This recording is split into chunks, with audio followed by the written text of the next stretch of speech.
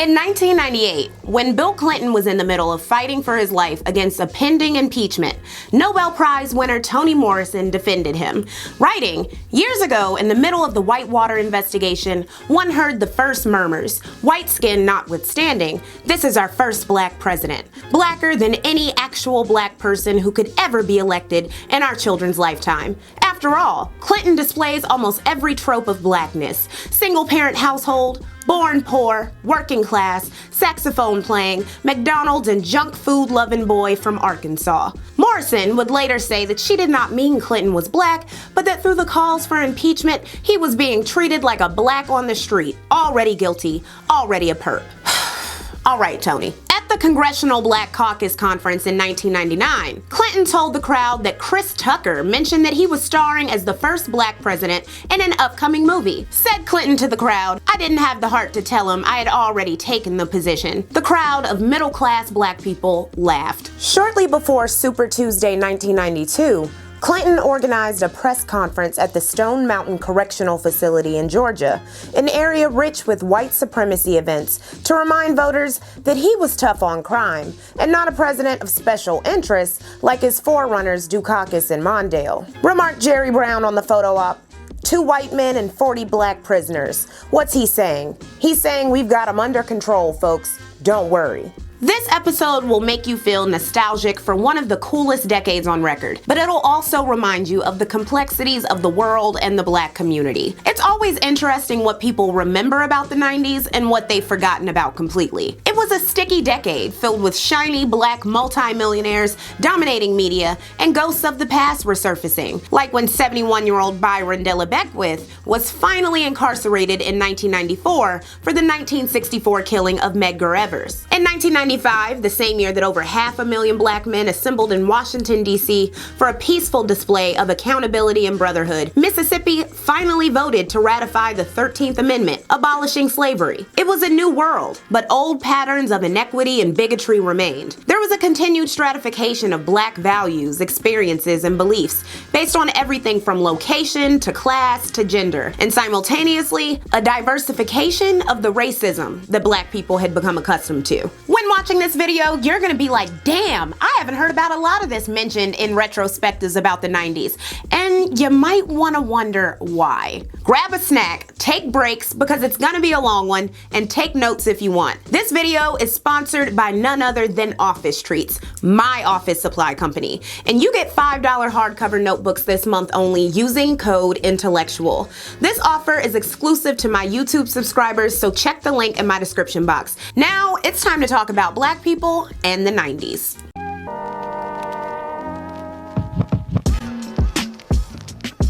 But I'm gonna get you high today.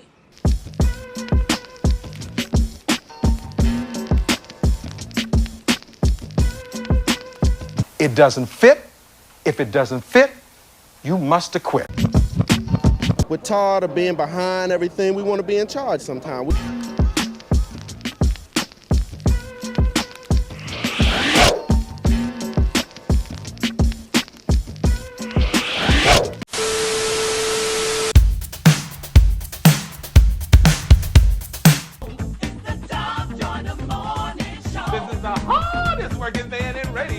In January 1994, the Tom Joyner Morning Show launched from Dallas, Texas. In addition to entertainment and good music, Joyner served up news and politics, saying, "We do a show for African Americans. That's what we do." There were a bunch of black radio hosts in the 90s, including Ed Lover, Miss Jones, Swake Holloway, and the extremely problematic Wendy Williams, but I specifically grew up hearing Tom Joyner's show on the radio every morning, and there was always a breakfast mix of black R&B from the 70s to the 90s. I'm gonna say the most biased thing I've ever said in this series loudly and proudly. I'm ready for y'all to drag me. The 90s had the best music off of the strength of R&B music alone. There's no way possible I can cover all of the great music of this decade, but let me give you the basics. Did you know we were killing it in multiple genres? Kirk Franklin and the Family released one of the best-selling gospel albums of all time in 1994. Hootie and the Blowfish, notable because it was led by Darius Rucker, released the best-selling album of 1995, featuring the crowd favorite Only Wanna Be With You. With 1995's platinum hit Give Me One Reason, Tracy Chapman scored a Grammy for Best Rock rock song. Lenny Kravitz racked up hits with rock songs Are You Gonna Go My Way and American Woman. And hip-hop flourished into its most popular form so far, with genres from the hardcore and gangsta bi-coastal raps giving us Ice Cube, Dr. Dre, Snoop Dogg, Tupac, Biggie, Nas, Coolio, and Wu-Tang Clan, to the underground, dirty, and southern genres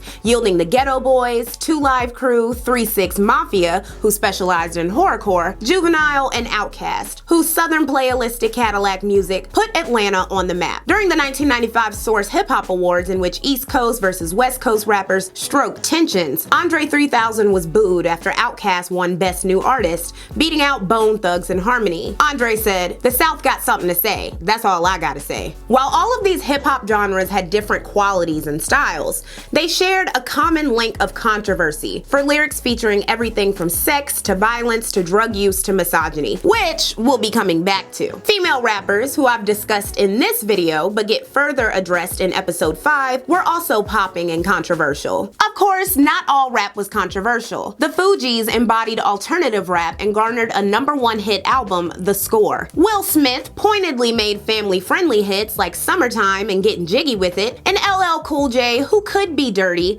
had a smooth and romantic flow that melded with R&B. And then there was Puff Daddy and Faith Evans' 1997 existential ode to Biggie Smalls, I'll Be Missing You, featuring 112, and it became one of the biggest hits of all time. And Lauryn Hill became the most decorated female rapper of all time with her only solo album, The Miseducation of Lauryn Hill, which featured elements of neo-soul as well as R&B rap. And as I'm sure we all know, it became the best-selling album by a female rapper ever. It was also the first rap album to win a Grammy for Album of the Year. Neo-soul itself became a prominent music genre, especially in my mother's home, featuring artists like Maxwell, D'Angelo, Erykah Badu, Raphael Sadiq of Toni, Michelle Ndegeocello, and Jeanne. Also, this was the era of the movie soundtrack, and the 1997 film Love Jones boosted neo-soul's profile. 2 years earlier, the Grammys had introduced the Best R&B Album, and Boyz II Men won for their hit song, I'll Make Love to You.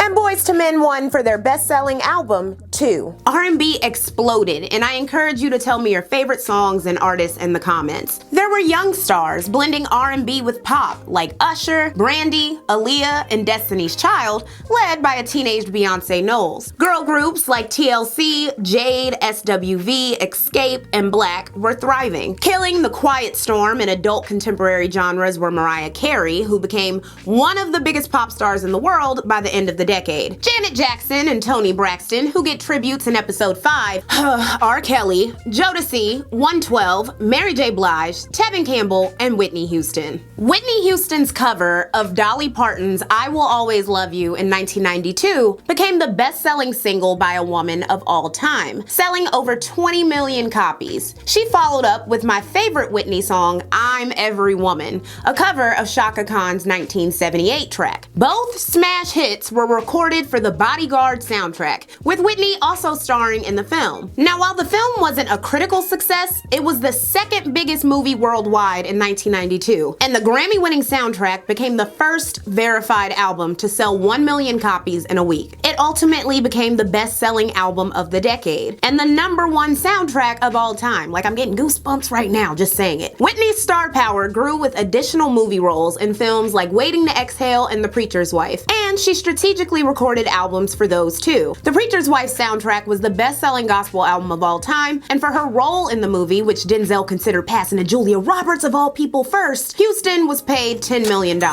making her the highest-paid black actress of the 90s and the third highest-paid actress, period. Houston also became a film producer, starting with the 1997 classic Cinderella, starring Brandy, but we'll be back to movies in a second. Black Americans had a bunch of great literature and authors to choose from in the 90s. In 1993, Octavia Butler followed up her 1979 bestseller Kindred with Parable of the Sower, a dystopian and eerie novel about wealth inequality, climate change, greed, and racism in the 2020s. Did that sound familiar? Wait, Hold on. Controversial rapper and activist Sister Soulja, who I discuss at length in this video, published her memoir No Disrespect and, more famously, The Coldest Winter Ever, changing the trajectory of urban literature away from a typically male audience. The novel The Wedding was published in 1995 and satirized black middle-class life, becoming a bestseller over 45 years after Harlem Renaissance-era writer Dorothy West first began writing it. Beverly Jenkins wrote rich historical romance novels set in the 19th century. B.B. Moore Campbell penned the 1992 classic Your Blues Ain't Like Mine, inspired by Emmett Till. Walter Mosley wrote historical mysteries, and E. Lynn Harris, who was openly gay, wrote compelling contemporary fiction featuring closeted men. Other authors were venturing into self-help, like Ayanna Van Zandt. Her best-selling One Day My Soul Just Opened Up, 40 Days and 40 Nights Towards Spiritual Strength and Personal Growth was ubiquitous in my childhood. No matter what black woman's house I went to, she was gonna have a copy of that book, The Coldest Winter Ever, and the Bible, okay? There were hard-hitting memoirs by black men, too. 1994's Makes Me Wanna Holler, A Young Black Man in America by Nathan McCall discussed the author's upbringing, his stint in prison for armed robbery, and clawing his way to a middle-class career as a journalist. Monster, the autobiography of an LA gang member, was published in 1994 and featured the memoirs of gang life by the imprisoned black nationalist Cody Sanyika Shakur Scott. One of the biggest authors of the decade was Terry McMillan, who made the second largest paperback book deal of all time at the time for Waiting to Exhale. She earned $2.64 million and sold over 3 million copies by 1995. Her books were resonating with black middle-class women. Wrote May Henderson, writers of what some are calling a new renaissance, writers like McMillan, B.B. Moore Campbell, Walter Mosley, E. Lynn Harris, Octavia Butler, and Nathan McCall have tapped a neglected market of women, gays, and African-American readers hungry to see their lives and interests reflected in the pages of these mass-produced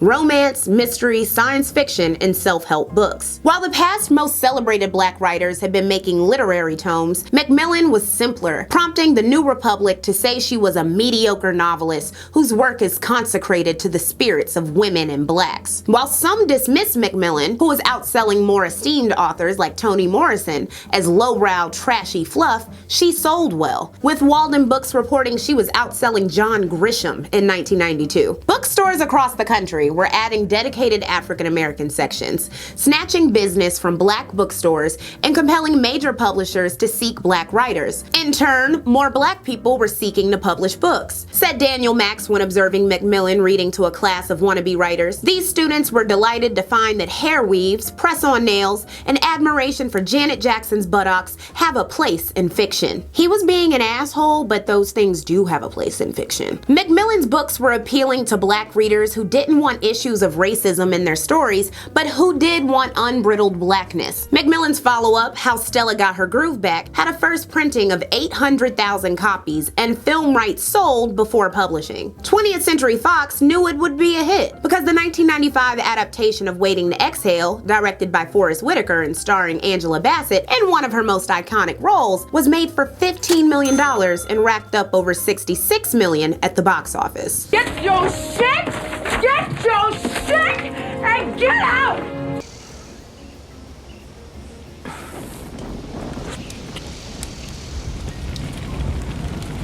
Speaking of the box office, black films were getting bigger. The 1990 movie House Party, starring rap duo Kid and Play, originally seen as a $2.5 million gamble by New Line Cinema, earned over $26 million. Black people were 13% of the general population, but 25% of movie audiences by 1991, making us more of a priority for movie studios. John Singleton sent the script for Boys in the Hood to Columbia Pictures in 1990 and got a $6 million budget to direct it, plus a 3-year production deal. The movie, starring Ice Cube of recent NWA fame, Cuba Gooding Jr., and Morris Chestnut, released to 829 theaters on July 12, 1991, and immediately made $10 million its opening weekend. This was the same year that the New York Times reported in the article, They've Gotta Have Us, that 19 black films had been released by major studios, more than in the previous decade total. These included The Five Heartbeats, Riots, New Jack City,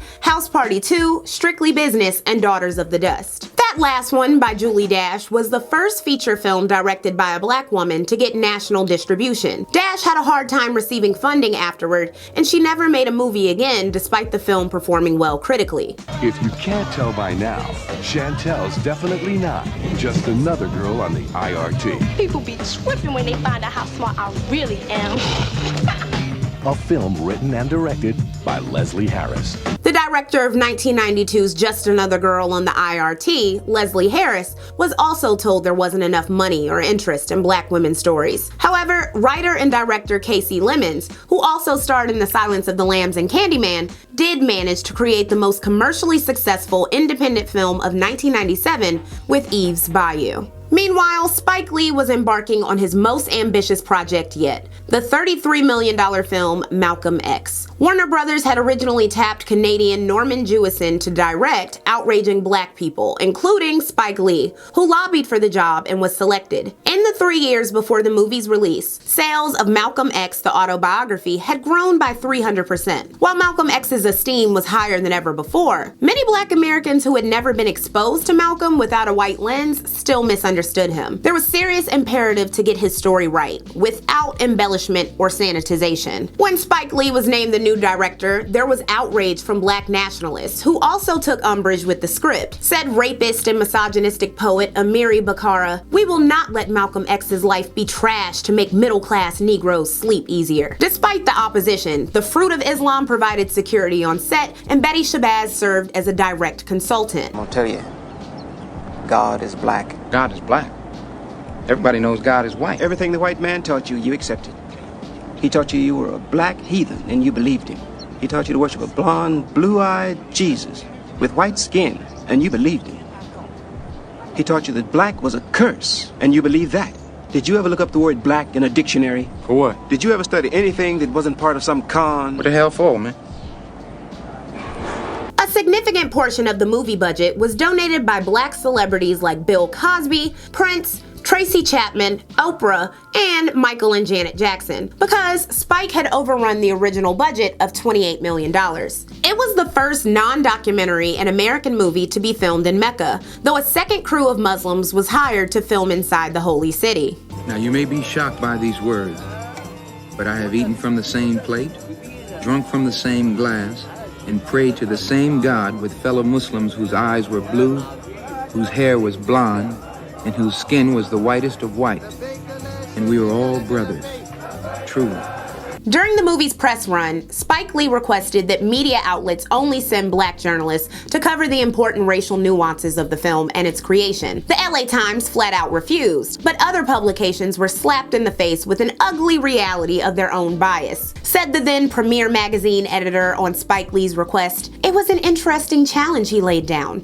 It caused some personnel changes. We've hired a black writer and a black editor." The 201-minute movie, which premiered on November 18, 1992, made $73 million at the box office and racked up applause from critics, and got more black people interested in Malcolm X. Both Malcolm X and Boys in the Hood tackled tough and realistic aspects of black life from black perspectives, using industry money and in the process achieving critical acclaim. It's called Boys in the Hood. A vivid movie about life in South Central LA is about to hit theaters nationwide, and police are fearing the worst. Will it touch off a wave of gang violence? But these movies were lightning rods for larger cultural issues impacting the community. While some black nationalists resisted the Malcolm X movie, negative press followed the Boys in the Hood premiere weekend when 2 people were killed at screenings and over 30 more were injured in 12 states. Kelly, the premiere of Boys in the Hood got off to a shaky start tonight. While the movie has been critically acclaimed as having a positive message, its opening citywide has been marred by several incidents of violence. Here in Hollywood, outside Mann's Chinese Theater, there was a scuffle, admittedly and shamefully. The press played a minor part of that, but turned on these bright lights. It scared a lot of people who were in line. At the theater in Upland, there was a shooting. The 2 people hit. At Universal City's Odeon Cineplex, 1 person was shot there, and in the city of Chino, 1 person was shot at a movie theater showing Boys in the Hood. Once again, a worst-case scenario for a movie premiere, which many felt had such a positive message. Some theaters canceled screenings or hired security. Harsh critics called the movie irredeemably violent and instructive, while others saw it differently. You know, Trey, you may think I'm being hard on you right now, but I'm not. What I'm doing is I'm trying to teach you how to be responsible. It's like your little friends across the street, they don't have anybody to show them how to do that. They don't. You're gonna see how they end up, too. I'm glad you're here, Trey. You're a prince, you know that? Yeah, you the prince, I'm the king. Wrote critic Roger Ebert, Boys in the Hood is not a gang film. It's a film about growing up. It would be tragic if this statement about gang violence was suppressed in any way. He added, why is it always a black movie that they get out a metal detector? If they put one in the Terminator 2 movie, how many guns would they find? Some people considered the accusations of gang violence at the theaters overblown. Said the owner of an Arizona-based theater chain, we had more rambunctious kids in Disney's 101 Dalmatians. But Ebony, the biggest black magazine, mused, what's behind the black-on-black violence in movie theaters? Also noting violence at New Jack City screenings. John Singleton said movies weren't the problem, but black families. Telling Ebony, these kids are committing acts of violence because they're in search of manhood. They're primarily raised by women. Brothers run out on these women and don't take care of their responsibility. By the second half of the decade, black movies were routine. There were romantic films like The Wood and The Best Man. There were movies for women like Baps, films for horror fans like Tales from the Hood, and all kinds of dramas and comedies. Hey, I know you don't smoke weed. I know this. But I'm gonna get you high today. Cause it's Friday, you ain't got no job, and you ain't got shit to do. When Ice Cube and friend DJ Pooh originally conceptualized a movie that would depict South Central LA in a lighthearted and fun way, they originally were going to self-finance, thinking no studios would be interested. But New Line Cinema backed the 1995 film Friday, giving Cube a $3.5 million budget and 20 production days. It debuted number 2 at the box office and earned $27 million through 865 theater showings. Ice Cube followed up Friday with the cult classic The Players Club, one of the first movies to feature the point of view of a black stripper, even if penned by a man. Remarked Roger Ebert, the movie doesn't preach, but it has values. It sees the Players Club as a job, and the women there are workers, not sex objects. Black comedies and gangster films were the two most popular genres, and movies that combined them both with powerful aesthetic did well. What's up? I am crazy. But you know what else? I don't give a fuck. I don't give a fuck about you. I don't give a fuck about Steele. And I don't give a fuck about Raheem either. I don't give a fuck about myself. Now, Keisha was a bad motherfucker. Tall, dark skin, some big ass tits.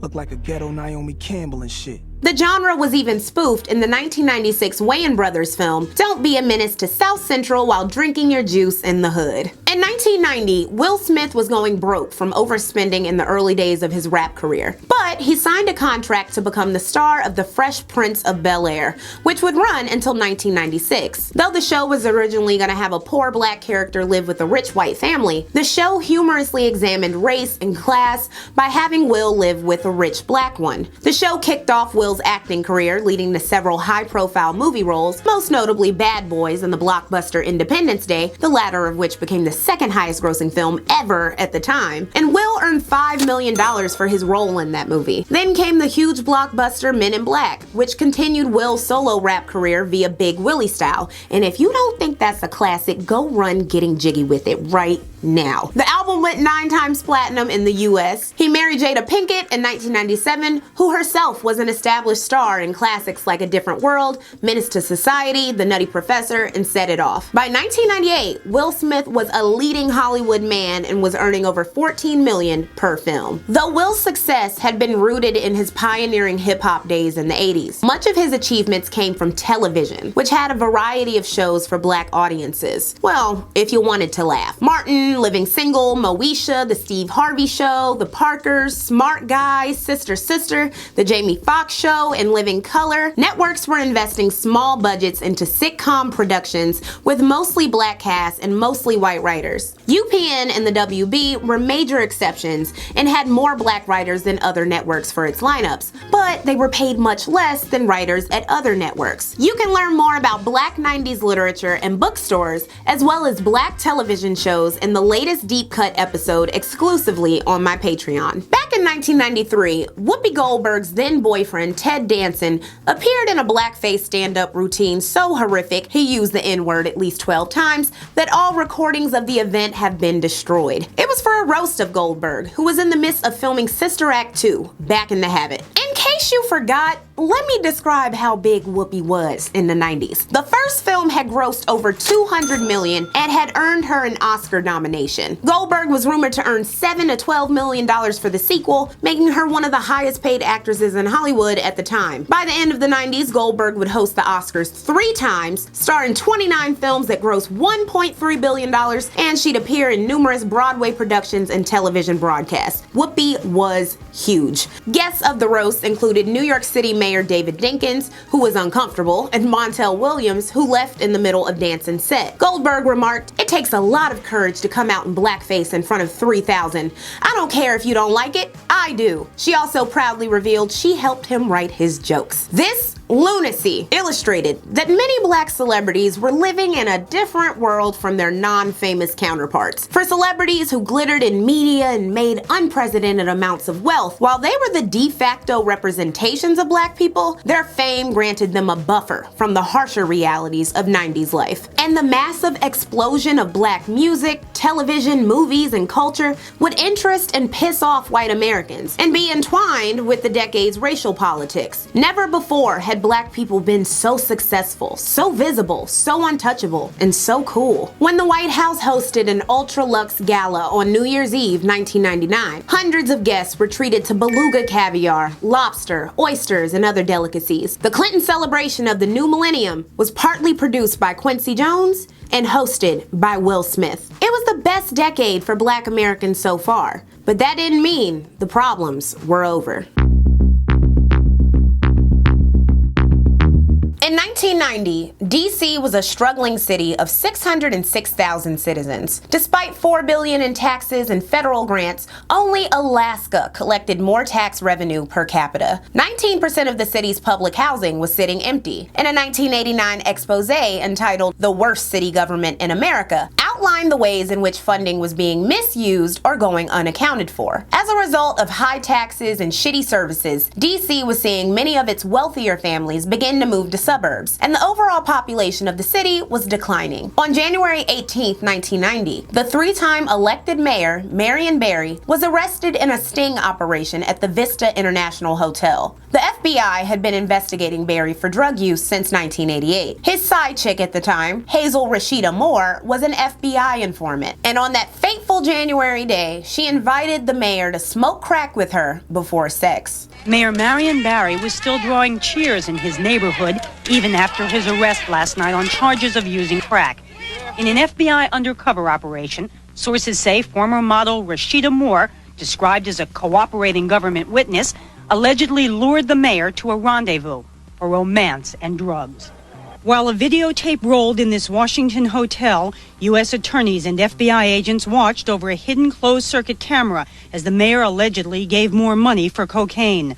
Unknown to Barry, she then obtained cocaine from an undercover officer standing by on the scene. The scandal became a national embarrassment. The black mayor of Chocolate City caught smoking crack at the height of the crack problem with a woman who wasn't his wife. Barry called it a continuation of the political lynching and excesses of the Justice Department, before appearing in church to apologize and atone with his wife Effie, and then a public drop-off at rehab. Barry continued to serve as mayor through his arrest and trial, and even ran against Hilda Mason, his former mentor, for an at-large seat on the city council. He lost the election, and his wife left him in the same month, shortly before he was sentenced to 6 months in federal prison due to being found guilty on one possession charge. Barry's jury was largely black and disputed actual facts of the case, like whether or not a bag of crack was crack. While the middle-aged and older black jurors were more supportive of Barry, the 4 youngest black women voted most often for convictions. Barry quickly served his 6 months, and by 1992 was running for a city council seat under the slogan, "He may not be perfect, but he's perfect perfect for DC, winning 70% of the votes. If you need even more proof that the city still loved Barry, in January 1991 it was reported that the little people gave nickels, dimes, and quarters to buy him a $25,000 Chrysler. While Barry had been in jail, Sharon Pratt Kelly, a Democrat and former DNC treasurer, served as mayor. She immediately slashed the city employment payroll and mandated unpaid furloughs and wage freezes, and was exposed by the Washington Post for spending $14,000 on a makeup artist with city funds. It's important to note that at the time she was criticized for this expense, Kelly was pushing for DC statehood, and the city overall faced criticism as being one more failed socialist experiment. Both her makeup budget and a push for statehood destroyed her political capital. House of Representatives delegate and former Equal Employment Opportunity Commission head Eleanor Holmes Norton introduced the debate for DC statehood in 1992, which led to a successful House vote in 1993. The Washington Post reported that Republicans, who rejected DC statehood, had described the city as one-party rule, massive dependency, hellish crime, and unrelenting scandal. Those same Republicans wouldn't admit that DC, where residents are taxed but have no representation in Congress, has a larger population than Wyoming and Vermont, which would give the mostly black area a House representative and 2 senators. Noted one journalist, "This city is also the U.S. Capitol, the seat of this nation's government. It's a historical irony that in 1994, more than 200 years after the American Revolution against British taxation without representation, an analogous situation exists in Washington, D.C. But as we all know, the rush for D.C. statehood failed. When Marion Barry entered the mayoral primaries against Kelly and Councilman John Ray in May 1994, the major issue of the campaign was how candidates would cut $140 million from the city budget, as ordered by Congress. In the primaries, Barry took 47% of the votes compared to Ray's 37% and Kelly's 13%. When pressed to take a drug test, Barry said he would only do so if the other candidates did too. He then went on to win 56% of the 200,000 votes cast in the general election. Barry's victory was seen as a populist upset against the city's affluent white minority. When he was sworn in for a 4th time on January 2nd, 1995, the city was in a budgetary crisis, with a deficit between $700 million and $1 billion. Congress created a financial control board that had complete control over DC's finances and could overrule Barry's fiscal policies at any moment. In 1997, the city was rescued from financial crisis, but Mayor for Life Barry was stripped of his power over 9 district agencies, effectively ending his reign as mayor. The early years of Barry's reign had been marked by youth and job programs, outreach, and actual governing. And this is what people held on to even when his leadership was clearly flawed and failing. In nearby Virginia, Douglas Wilder began his term as the first black governor in January 1990. He notably pardoned Allen Iverson when he was in prison. He instructed state agencies and universities to divest from South Africa to help end apartheid and improve transportation. But he didn't focus on explicitly black American issues, pleasing the 77% white population. He then briefly entered the Democratic primaries for president in 1992. Now let's move to the Big Apple. When David Dinkins became the mayor of New York in January 1990, the New York Daily News celebrated his inauguration by reminding readers that there were 10 fresh murders kicking off the decade. Dinkins, who emphasized he would tackle crime through his Safe Streets, Safe City program, called the city not a melting pot, but a gorgeous mosaic. But the city was 28% black, and many of those residents thought the new mayor would be giving them special treatment. And if not special treatment, equity. This is despite the spillover of late 1980s events like the Central Park Five were unjustly found guilty of rape in 1990, and participants of Yusuf Hawkins' murder were acquitted. New York was in the midst of changing demographics, with 1.3 million people leaving the city during the decade and 1.2 million immigrants arriving at the same time. 43% of the city was white, the majority, but they were outnumbered by minorities in total. For the first 4 years of the decade, 33% of immigrants were from the Caribbean, 26% were Asian, approximately 20% were from the Dominican Republic, and 12% were South American, and 2% were African. There were also 66,000 people from the former Soviet Union. New immigrants do not simply replace old residents in the same jobs. Look at the way Italians shaped the construction industry, or more recently, how Koreans have changed green groceries, said an economist in 1991. They work longer hours and display their products works in new ways. It's a different kind of business. The changing demographics and natures of businesses obviously impacted race relations. There were even tensions between Dominicans and Puerto Ricans because the latter group was no longer the dominant Hispanic minority. So in January 1990, a 46-year-old Haitian woman shopping at the Korean-owned Family Red Apple produce store in Flatbush, Brooklyn, claimed one of the co-workers and his brother assaulted her. The brothers were arrested and released, sparking a boycott of the grocery and a store across the street, the Church Fruit and Vegetable. It was approximately the 6th boycott of Korean-owned markets since 1984, and participants, many of them Haitian and organized by Sonny Carson, voiced frustration with being taken advantage of by owners or being accused of stealing in Korean establishments. Said one man to the LA Times, "Can you imagine how it felt to be a black man shortchanged by a Korean cashier?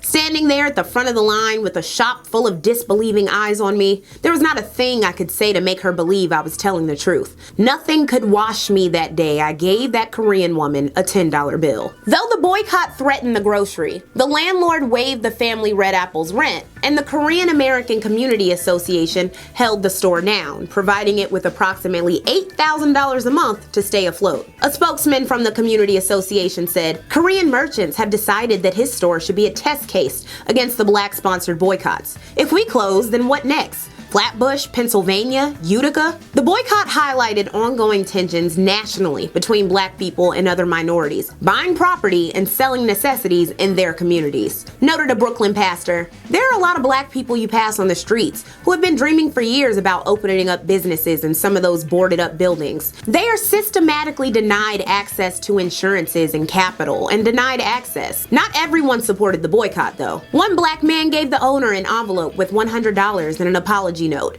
and others intentionally crossed the picket to shop. A Brooklyn teacher named Fred McCrae at Erasmus Hall High School led his class of 30 students on a field trip to break the boycott and shop. He immediately faced backlash from parents, and he ended up requesting a transfer to another school, saying his life and the lives of his family had been threatened. Parents demanded he resign, and even dragged up his past criminal record, forcing him to go public on the Joan Rivers show about his 2-year prison stint for drug possession in the 1970s. There were other anti-boycotters though. Said one 66-year-old, "I've been threatened, called Aunt Jemima and all that. Sometimes they follow me a block and a half threatening me. The Koreans never gave me any problem. I have more trouble with my own people." However, a Korean professor of sociology conducted a study in 1992 and found that 61% of Korean merchants in black neighborhoods believe that black people are generally less intelligent than white people, while nearly 70% believed that black people are more criminally oriented than white people. These were the troubling racial dynamics of the 90s. In May 1990, it was reported that up to 15 black Brooklyn teenagers attacked 3 Vietnamese men, believing them to be Korean and yelling slurs. Said the co-chairperson for the Committee Against Anti-Asian Violence, "The struggle in Flatbush is what happens when you take out government money directed to the lower income classes and force them to live next to one another on the edge of survival. It kills me to see ourselves pitted like this against African Americans." 8 months into the boycott, David Dinkins came and bought vegetables from the store to ease racial tensions, prompting backlash from those who said he should have went sooner and those who thought he shouldn't have went at all. The Church Fruit and Vegetable hired a black employee in an attempt to quell the boycott, but it wasn't officially over until 16 months after it began. The Family Red Apple owner sold the store to another Korean man, and 3 days later it was back to business as usual. The men accused of assault were found not guilty. Commentary by a black journalist in an article titled "When Boycotts Were for Just Causes" revealed a possible xenophobia of Haitian immigrants. Wrote a black woman named Cheryl McCarthy, "The woman was exposed as a liar and threatened to return to Haiti since she said she could get no justice in this country. Good riddance." Less than 3 months after the boycott ended, on August 19, 1991, 7-year-old Gavin Cato, the son of Guyanese immigrants, was playing outside with friends in the Crown Heights neighborhood of Brooklyn. A Hasidic man named Yosef Lish, in a funeral procession and zooming through a red light, hit another car and knocked over a 600-pound stone pillar that pinned down Gavin and his cousin Angela. Gavin died nearly instantly. Yosef was allegedly pulled from the car and beaten, and a Jewish ambulance service removed him from the scene for transport to a hospital, leaving Gavin and Angela to wait for medics. Residents were angered because the driver was questioned, but so far not charged with any crime. And because the more seriously hurt children were apparently ignored by Hasidic private ambulance volunteers who arrived ahead of a city ambulance crew. Their medical attention was not the same medical attention that the Jewish gentleman got. You understand what I'm saying? Okay. They helped him before they helped the children. And the children were the victims, not him. Hasidic residents, meanwhile, were angered by what they said was the revenge killing later of a Jewish man. What was an accident which other people used as an excuse to murder one member of our community, 2 hours later. They didn't take care of the children. They leave the children on the ground and take care of the drivers and the passengers from the car.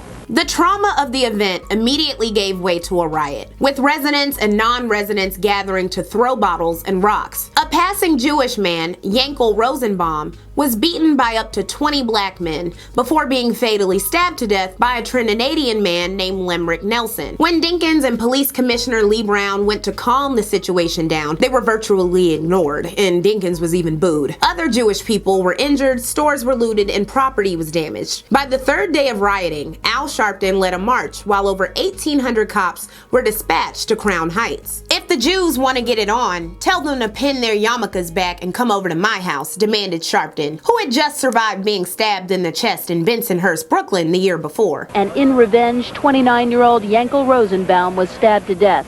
The funeral for the Jewish student was held today.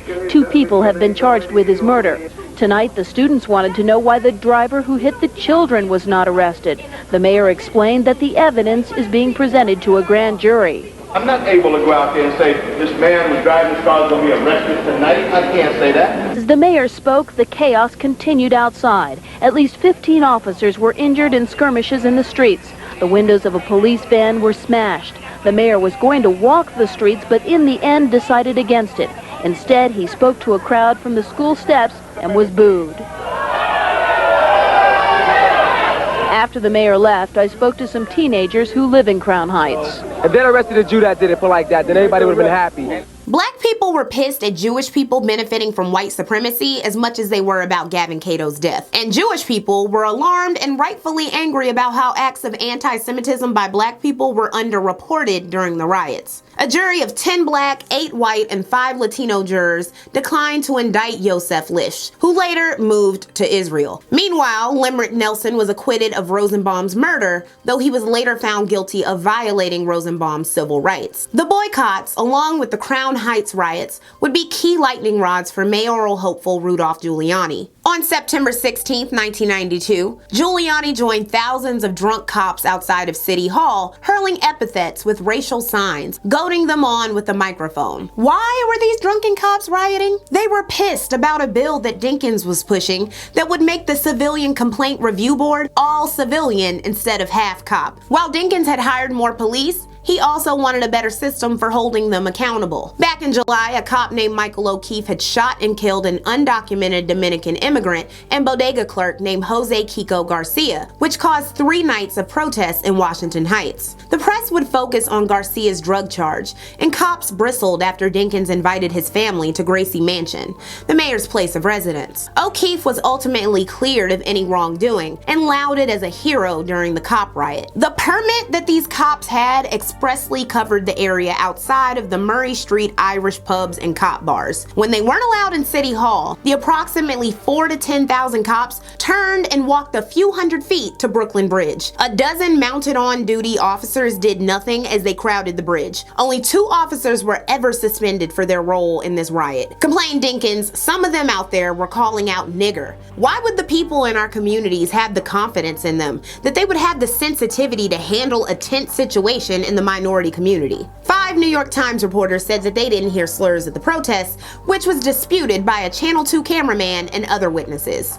Dinkins was further spun as anti-cop. Giuliani, who was once more libertarian-leaning, used his new pro-cop credibility to bolster his campaign. Not only did Giuliani champion a return to safe parks and events by calling for more policing and imprisonment, but he advocated for more metal detectors and cops in schools. Giuliani astutely zeroed in on minorities upset with Dinkins. Dinkins, clinching a Jewish vote by referring to the 1992 Crown Heights riots as a pogrom, or an organized massacre of a group of people, and appealed to Korean Americans and business owners in the wake of the family Red Apple boycott. Giuliani also managed to scrape 1/3 of the Latino vote. When election time rolled around, Rudy hired off-duty cops, firemen, and correctional officers to monitor black election districts for voting fraud, while Commissioner Kelly assigned 52 captains and 3,500 officers to police polling places, both tactics effectively scaring some voters from participating. But also, black voters weren't all that excited about voting for Dinkins, who many believed hadn't prioritized black needs. Only half of the city's 3.3 million registered voters participated,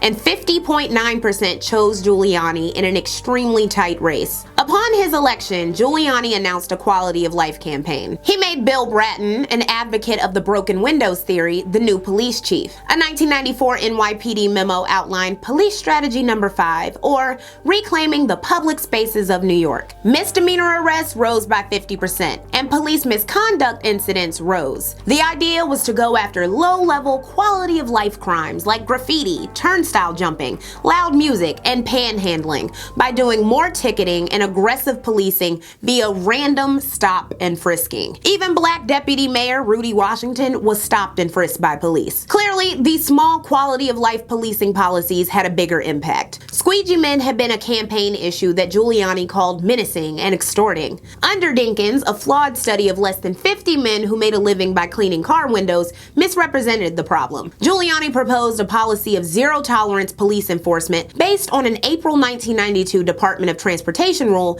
that prohibited people from washing windshields or selling things to car drivers. It thus gave New York City cops the power to arrest squeegee men, even though the DOT did not advise outright policing. In 1998, an off-duty cop named Michael Meyer shot a squeegee man named Antoine Reed in the chest and claimed self-defense. Reed survived, but with serious injuries, and Meyer was acquitted in a non-jury trial. Said the then Bronx District Attorney Robert T. Johnson, Antoine Reed's crime is one that has continually been referred to as a quality of life crime. If somebody can be shot down for a quality of life crime, what does that mean for the rest of us? Despite the fact that crime rates had fallen under David Dinkins through his Safe Streets, Safe Cities program, all categories of violent crime made consecutive declines during the last 36 months of Dinkins' term, ending a 30-year upward spiral, Giuliani would receive the credit. Rudy lobbied the state legislature for a return of the death penalty and an end of parole, enacted drug and gun-free zones around schools by increasing police traffic in those areas,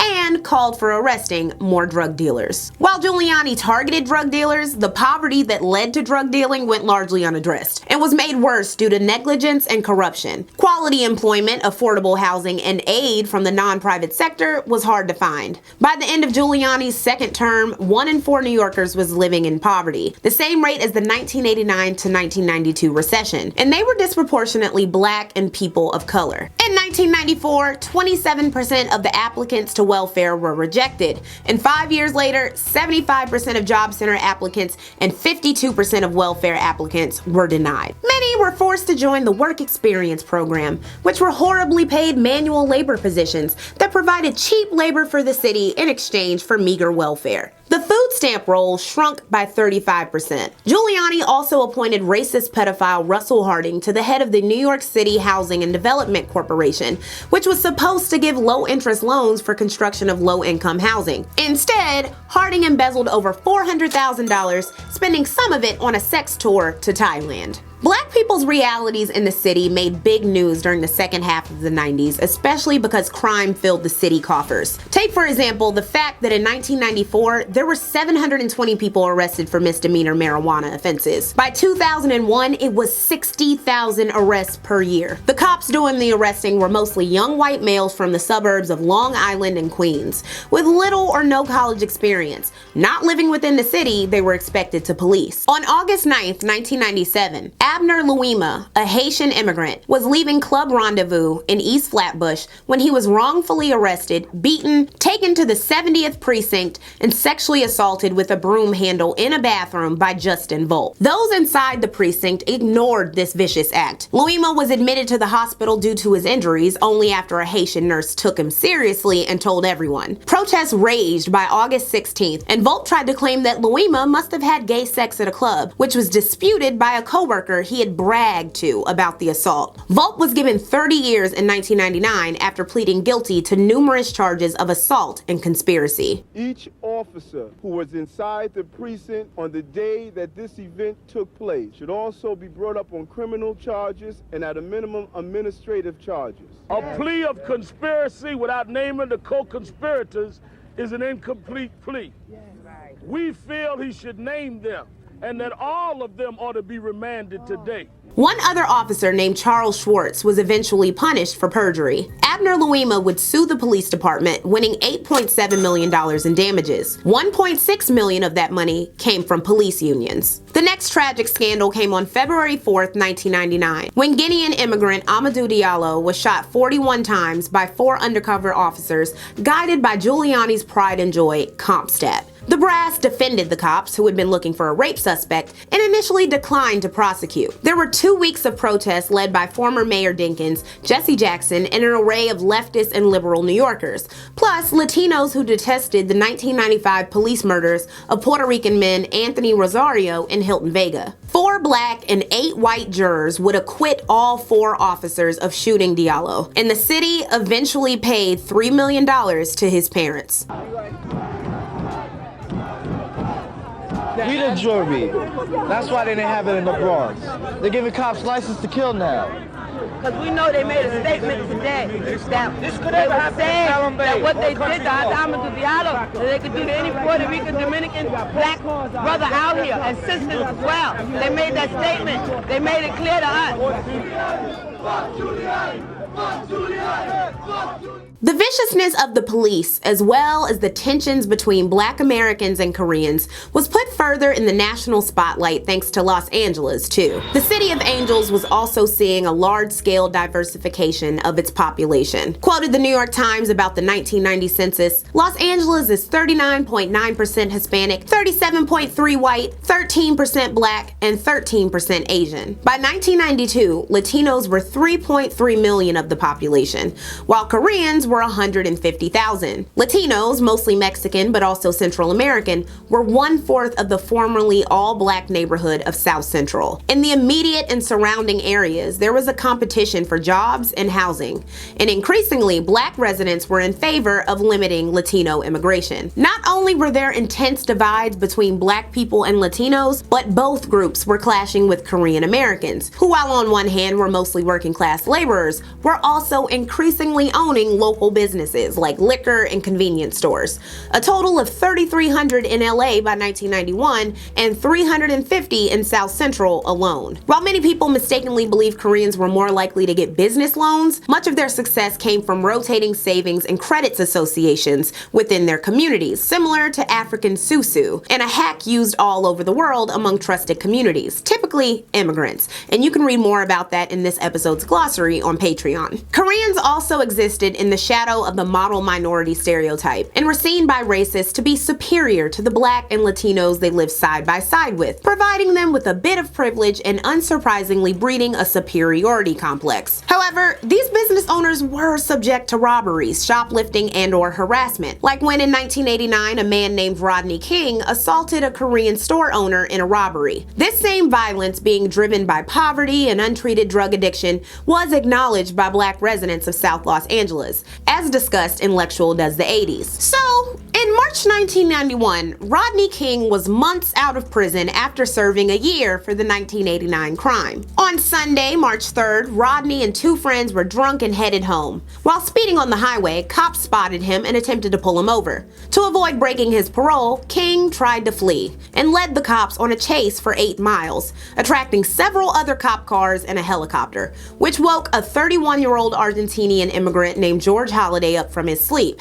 After glancing at the fracas outside, Holiday retrieved his brand new camcorder and hit record. For most of the grainy 9-minute footage, approximately 20 people stood by as 4 officers viciously beat Rodney King, some yelling for officers to stop, but nobody doing anything. Altogether, the cops hit Rodney approximately 56 times, fracturing his face and leg in the process. Holiday took the video to KTLA the next day and sold them the footage for a measly $500, and it quickly became the 90s version of viral. Because Holiday had run into the other room to get his camera, the first portion of the interactions between Rodney and the cops was missing, so the media repeatedly replayed the 90 seconds of beating footage. The police attempted to use King's past robbery as justification, saying he attacked them and falsely claimed that he was on PCP. Ultimately, public reaction and calls for an indictment against the officers was too strong. Police Chief Daryl Gates announced, "We believe the officers used excessive force, taking him into custody. In our review, we find that officers struck him with batons between 53 and 56 times. Gates would then go on to claim that the beating was an isolated aberration, rather than a part of a recurring pattern of police brutality. On March 16, 1991, 13 days after Rodney King, 15-year-old Latasha Harlins entered Empire Liquor at the intersection of West 91st and South Figueroa in search of orange juice. Latasha had a hard life, and she grew up watching her mother being abused by her father. And in 1985, her mother had been murdered by a woman who got a 5-year prison sentence for manslaughter. Latasha wanted to grow up to be a prosecutor, citing her mother's murder as her motivation. She lived with her grandmother and aunt, Denise Harlins. The co-owner of Empire Liquor, Soon Jadu, was manning the counter. When Latasha slipped a $1.79 bottle of orange juice into her bag and approached the counter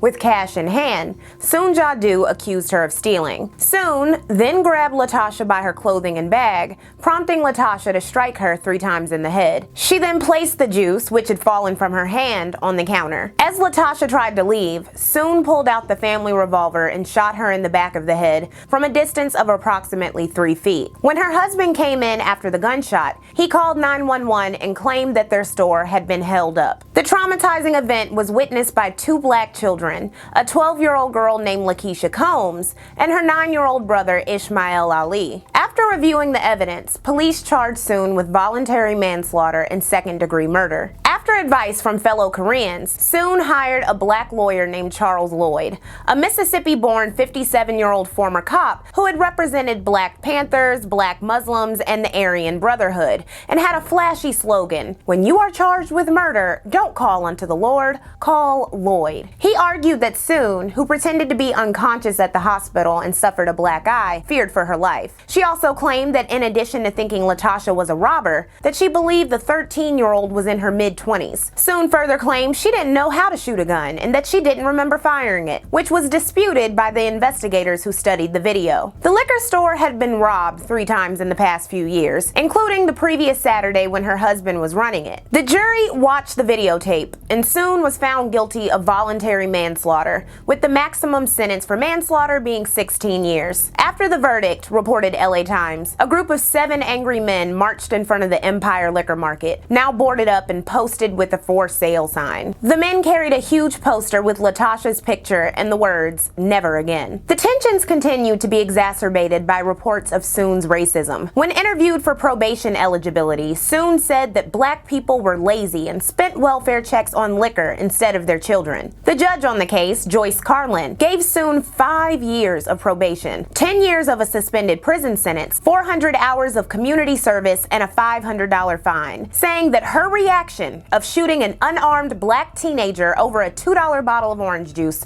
was understandable. She got away with murder. I damn sure hope so, that there would be all the hell in the black community. Somebody would care. Would stand up and see this insanity for exactly what it is. Black people once again being unjustly treated by this. Stay on the street.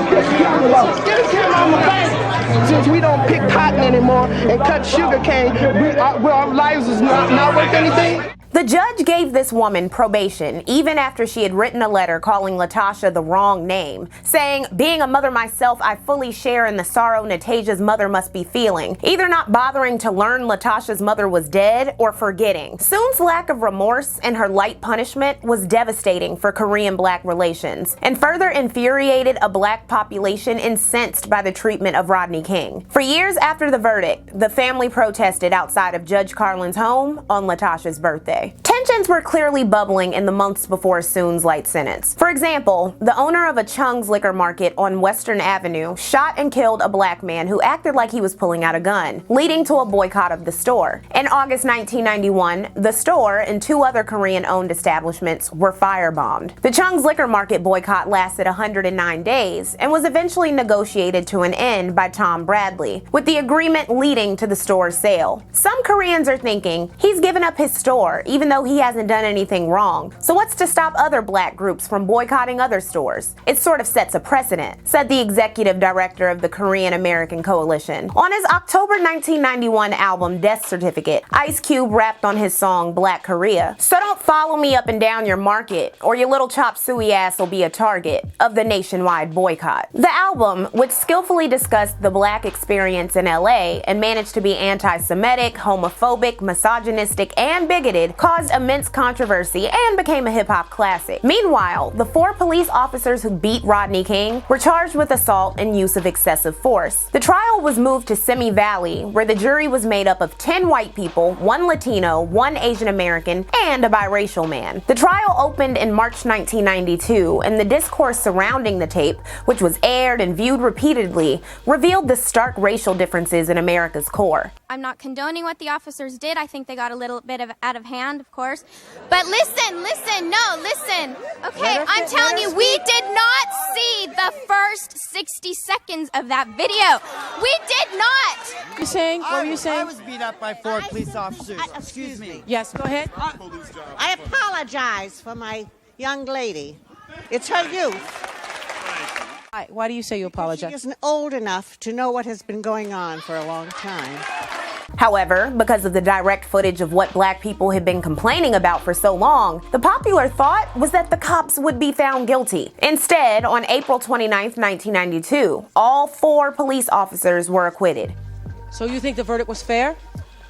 No, I'm saying I can see why they reached the verdict they did. And I think the media is responsible for not reporting that. This is exactly why you have a riot in Los Angeles, because you don't see it. No. You had your piece. You don't see it, because my life is as valuable as yours, and Rodney King's life is as valuable as yours. But you can't understand that. You're missing it. Now, you're standing here with a Black woman, who I don't know if she's your friend or who she is. She's my girlfriend. She's your girlfriend. Yes. But obviously, you 2 need to sit down and talk, because you are missing it. And I think until we decide to look in our hearts, and for one thing, we've got to take responsibility for our own actions. Each individual. It does not matter what color that man was, okay? Exactly. I don't care if he had nothing, if he had no pigmentation on his skin. No human being deserved that.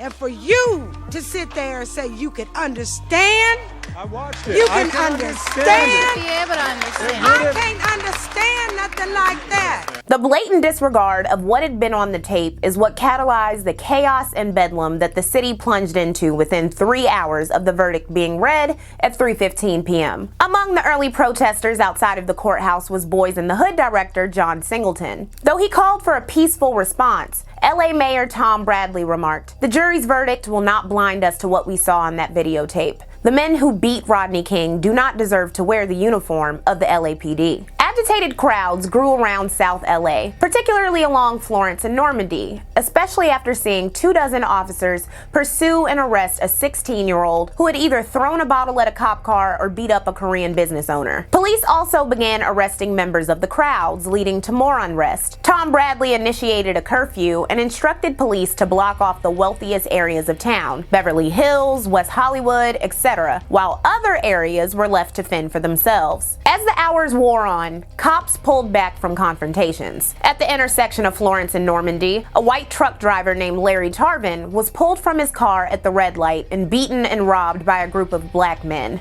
before being helped by a black man away from the melee. The next beating of a white trucker named Reginald Denny at the same intersection was caught on camera via helicopter and broadcast live. Denny, suffering from a fractured skull, was carried to safety by a group of black Samaritans. Meanwhile, gun stores and other shops in the area were looted, flooding the streets with over 1,000 guns. An hour after Denny, a Guatemalan immigrant named Fidel Lopez was mistaken for a white American and viciously attacked by a crowd on camera. His head was smashed with a car stereo, his ears slashed, and when he was unconscious, a crowd spray-painted portions of his body black. A black ex-convict and reverend named Benny Newton rescued the unconscious Lopez by telling the crowd, "Kill him and you have to kill me too." The two men became friends, and Newton died of leukemia the next year. These spontaneous bursts of angry crowds were happening all around Los Angeles. Residual effect isn't going to be felt until it's payday.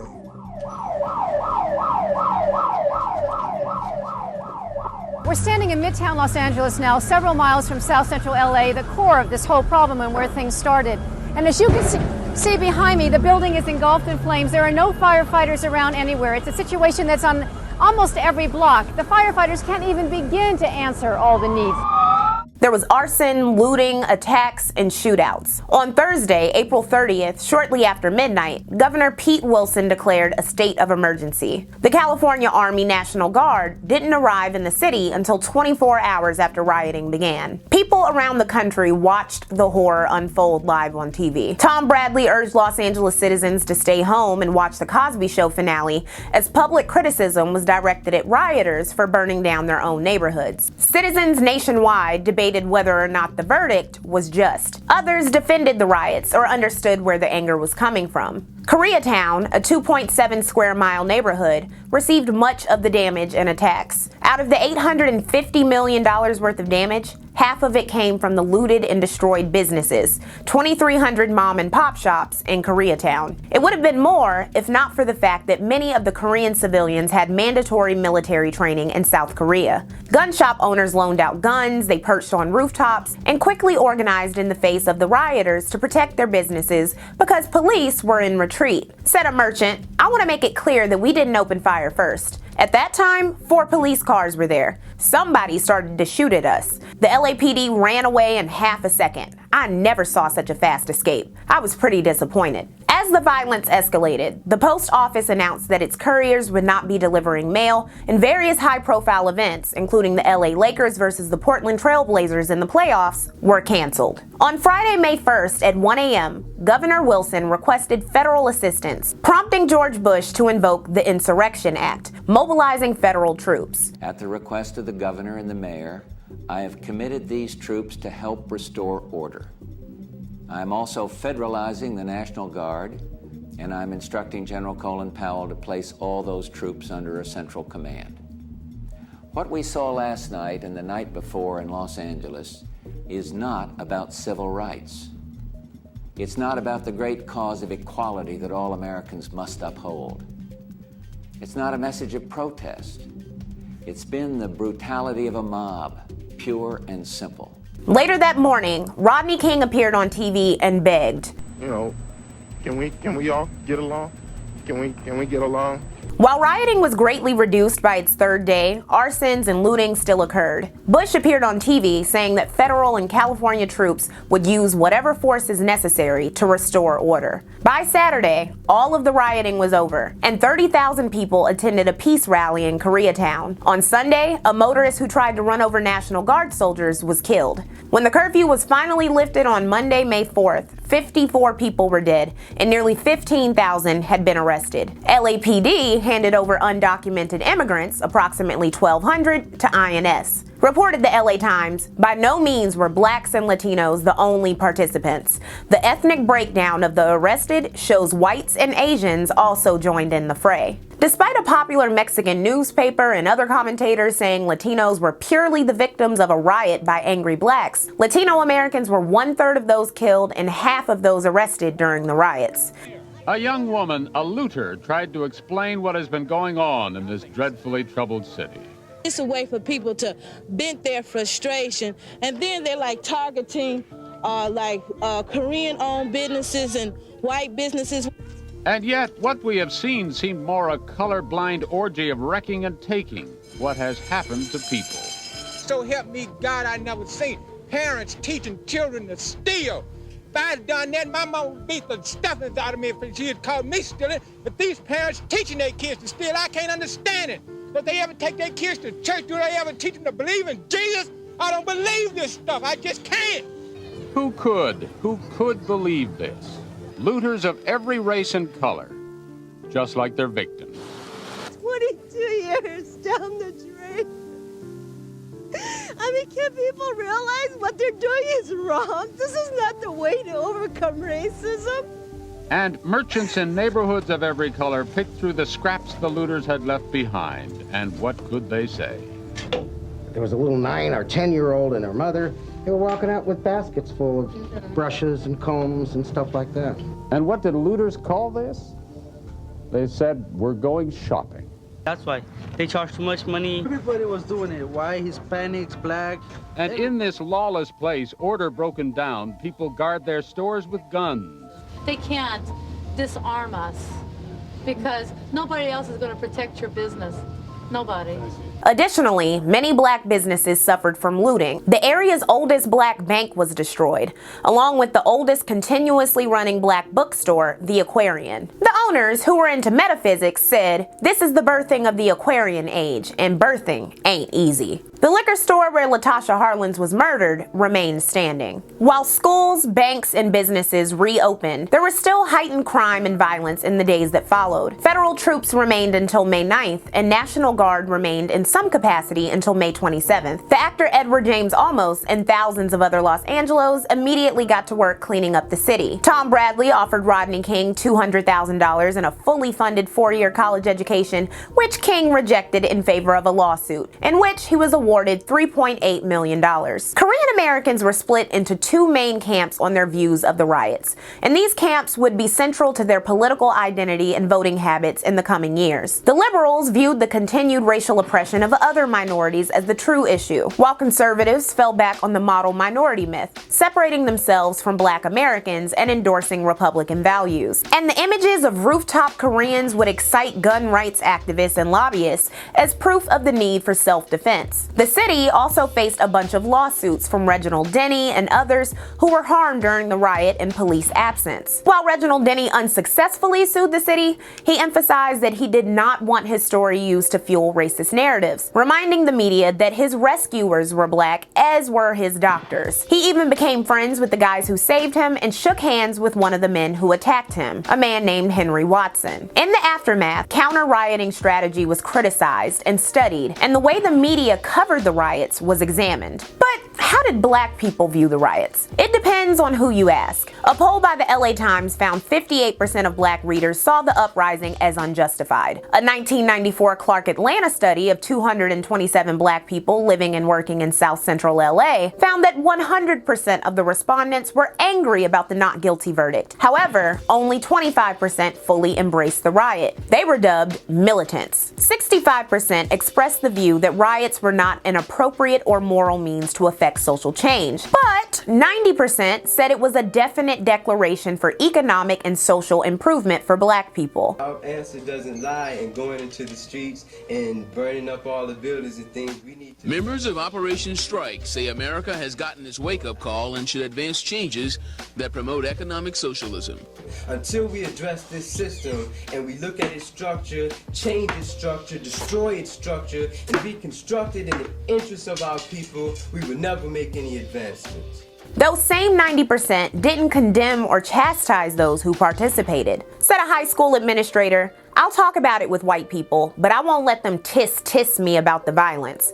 Everybody's saying, isn't it awful? I'll tell you what's awful. What that jury did in that courtroom. 10 10% of those polled did call for punishments for rioters, said conservative economist Walter E. Williams. On the first night, the police should have been out there with shoot-to-kill orders, saying that Mayor Tom Bradley and Governor Pete Wilson should be impeached for dereliction of duty. A teacher in Baldwin Hills named Paula Stokes, who watched the looting of black businesses, said, "I wish the police and the National Guard had been here when the first rock was thrown, and I wish they had started tear-gassing the looters and shooting them." Other black people were especially disgusted with the popular thought that all black people agreed with the riots. Said Thomas Sowell, "The media is depicting the actions of hoodlums, thugs, and looters as representing either the actions or the views of the black community." As many of the riot participants were young, black or Latino, unemployed, undereducated, and male, there was a core group of black intellectuals and leaders reminding everyone that this riot had been a long time coming because of inadequate quality of life and economic hardship,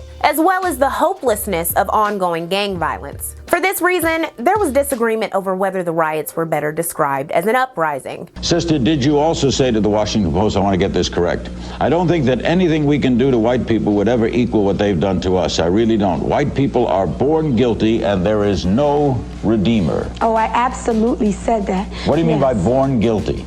What I mean is this, that in America, white children are raised to be white supremacists, meaning to believe that they're superior. And as they're raised, they're integrated into a system of power that protects their alleged superiority. We as African people have never enslaved and captured European people, taken them from their land, raped their women, changed their culture, suppressed their ability to be educated, and do all of the wicked things that white America has done to African people. Therefore, there is no such thing in my mind as reverse racism, because reverse racism would imply that we had in some way even the scales, and certainly as African people, we have not done that. Do you know any white Americans who resisted that education and went the other way? Resisted what education? The education to grow up superior. It depends on what you say as went the other way. Fought for equal rights, got involved in the civil rights movement, put their life on the lines as young men did in Mississippi and Alabama in the civil rights movement. You don't think whites did that? I think that there are white people who have made ostensible moves towards addressing this system, but I think when we get down to the fundamental issues of power, meaning not the question of whether blacks and whites can go to restaurants together or whether Africans and Europeans can marry one another, not the ostensible questions, but when it comes down to the question of power, white people, European people in this country have not served us well.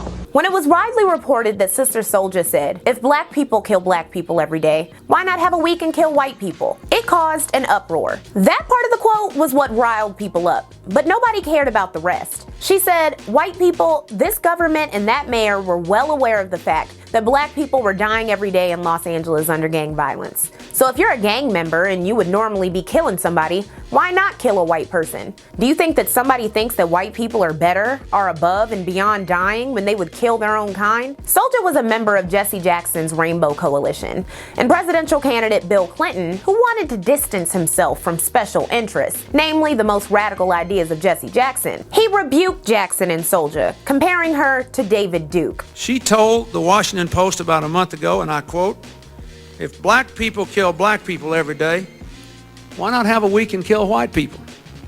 So you're a gang member and you'd normally kill somebody, why not kill a white person? Last year she said, you can't call me or any black person anywhere in the world a racist. We don't have the power to do to white people what white people have done to us. And when people say that, if you took the words white and black and you reversed them, you might think David Duke was giving that speech. This incident would become known as the Sister Souljah moment and would come to describe politicians publicly criticizing extremist views within their own party to placate the base and moderates. Jackson defended her, and Souljah reiterated that she was not advocating for murder and called Clinton's ass out, mentioning that he had been a member of an all-white Arkansas country club, prompting Clinton to apologize. By the way, A Different World had a two-part story arc on recently married Whitley and Dwayne honeymooning during the chaos of the 1992 1992 LA riots, even bringing Sister Souljah on for a guest appearance. The gang violence of LA would be further held up under a microscope in the riots' aftermath, and Four Bloods and Crips gangs made headlines when they called for a truce in Los Angeles. Known as the Watts Truce, they created a document called "Give Us the Hammer and the Nails and We Will Rebuild the City," demanding California to spend billions to fix infrastructure, build hospitals and healthcare clinics, improve education, and earmark $20 million for small business loans for minorities, and $6 million to fund a new law enforcement program that would allow ex-gang members with the proper training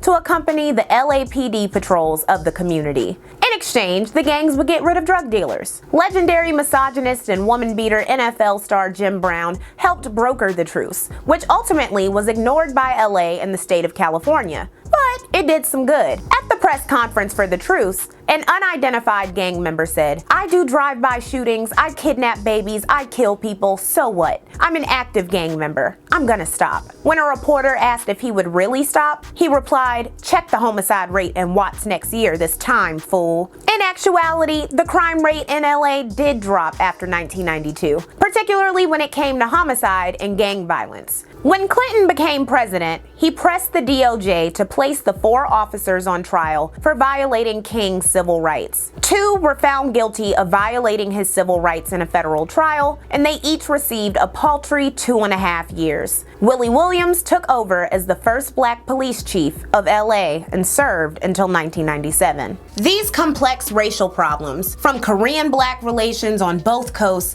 to Latino-black relations to the fact that many black victims of racial crimes were first or second generation immigrants, would not be going away. The racial demographics would continue to change across the nation. For example, Giuliani encouraged undocumented immigrants to come to New York and was a major critic of the 1996 anti-illegal immigration law. And the continued changes in population would collide with poverty and rent problems in cities, plus violence and brutality at the center of American police forces, which was being swept under the rug.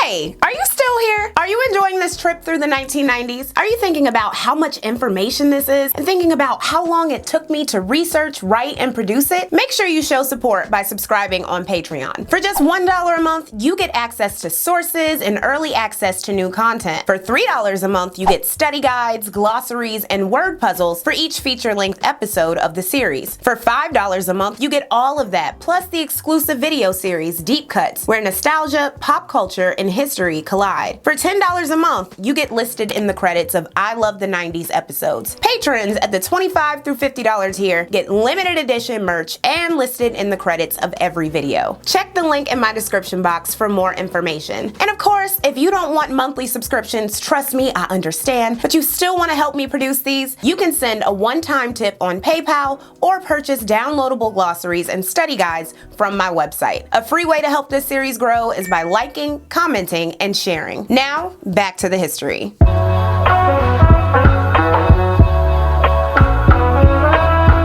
In the 90s, approximately 1 in 4 black people were considered middle class, shaping their worldviews and experiences in a new society that people considered post-racial. In journalist Ellis Cose's 1993 book, The Rage of a Privileged Class, his interviews with black corporate executives, lawyers, scholars, journalists, and public officials revealed that many affluent black Americans were ambivalent about their new status. After all, the subtitle of the book was, "Why Are Middle-Class Blacks Angry? Why Should America Care?" They have already found their way out of inner-city ghettos, yet they have not escaped America's myriad racial demons. Consequently, they remain either estranged or in a state of emotional turmoil, Cose argued. In addition to open racism and microaggressions, there was the continued unease that belied black success, the fear of being the victim of racism, regardless of accomplishments and class. The connection between race and class was highlighted most clearly in the beating of Rodney King. Said a black college lecturer to the LA Times, "The system has betrayed us. Society sets rules and doesn't really accept them." In an article detailing how more middle-class black people began turning inward and supporting black businesses and banks, a sociologist named Walter Allen pointed out, "We carry the weight of the race and the weight of racism. The Rodney King case has radicalized black folks that used to be mild-mannered. It has brought people face to face pace with the country's racial caste system, said a black lawyer who grew up in South Central but lived in Pasadena. I used to say to these young kids, you've got to get an education, go on to college, then come back and contribute something to your community. Now I'm thinking, maybe I'm giving them false hope. Maybe racism is just too deep-rooted for anything to make a difference. The juxtaposition of race and class was depicted in pop culture, like in The Fresh Prince of Bel-Air, which put Carlton, the young conservative, alongside Will. Listen to me, Carlton. When he comes up, keep your hands on the wheel. Good evening, Officer Carlton Banks. Keep your hands on the wheel. But the thing is, officer, this isn't my car. Get out of the car, Carlton. What? He's going to tell us to get out of the car. You watch too much TV, Will. Get out of the car. Officer, honestly, I don't see the need to... Hey, get out of the car now.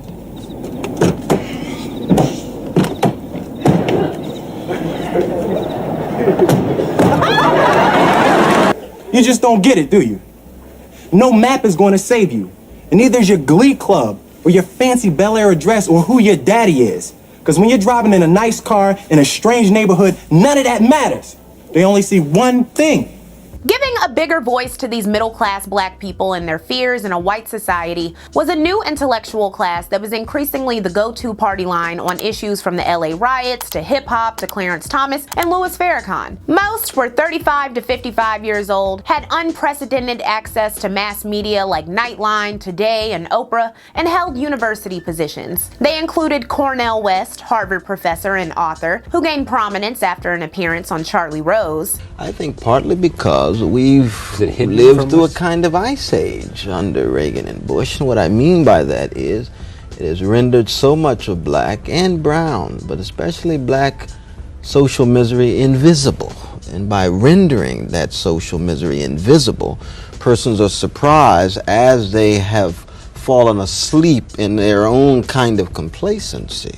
West was the former head of the Princeton African American Studies program and wrote the 1993 book Race Matters, which critiqued both conservatives and liberals and intended to tackle the profound sense of psychological depression, personal worthlessness, and social despair impacting black Americans. Henry Louis Gates Jr. was a literary historian and Harvard professor who denounced black anti-Semitism in the New York Times and became a regular TV presenter. He also appeared as a witness for 2 Live Crew in their Florida obscenity case, a topic coming up in the next episode of this series, testifying that rap music was in line with black literary traditions and ebonics that should not be censored. This was another mark of difference of the new black intellectual leaders, who blended popular and mass culture into their scholarship, legitimizing once low aspects of culture into prestigious institutions. The new black intellectuals were also interested in moving beyond the typical racial solidarity that was traditionally expected. The 1993 Nobel Prize winner Toni Morrison, who earned 6-figure book deals, said after the Clarence Thomas and Anita Hill debacle, the time for undiscriminating racial unity has passed. Wrote Henry Louis Gates, defender of hip-hop, race is only a socio-political category, nothing more. NBIs, or New Black Intellectuals, were influential, but they were not the majority, and nor were they all liberal. They were proof of a community whose priorities were increasingly stratified by gender, sexuality, class, beliefs, education, location, and major lightning rod events. In 1991, Thurgood Marshall announced he was stepping down from the Supreme Court after 24 years of service. To replace the black judge, George Bush announced 43-year-old Clarence Thomas, former head of the Equal Employment Opportunity Commission and a judge on the U.S. Court of Appeals, D.C. Circuit. Thomas was a conservative who hated affirmative action and had once said that all civil rights activists did was bitch, bitch, bitch, moan, and whine. Republicans lauded the appointment, loving his inspirational background story of lacing up his bootstraps, dropping his native Gullah accent, and overcoming poverty. Democrats, knowing his record and potential, wanted to bork Thomas during his confirmation hearings the same way they had destroyed the credibility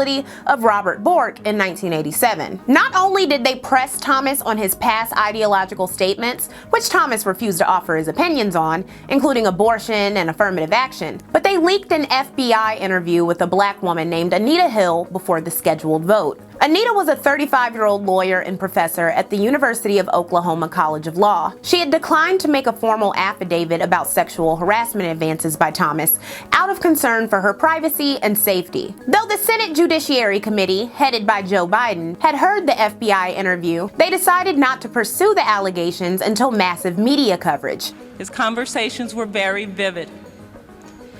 He spoke about acts that he had seen in pornographic films involving such matters as women having sex with animals and films showing group sex or rape scenes.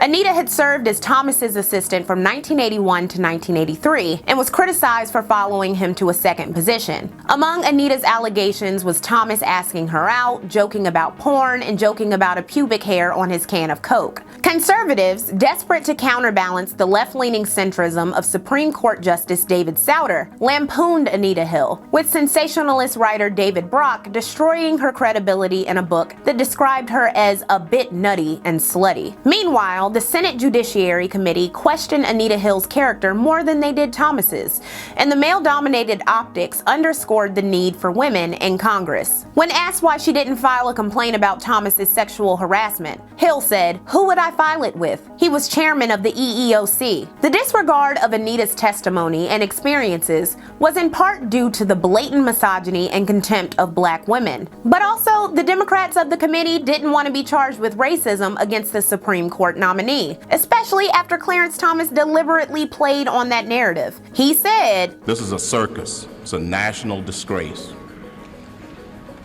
And from my standpoint, as a black American, as far as I'm concerned, it is a high-tech lynching for uppity blacks who in any way deign to think for themselves."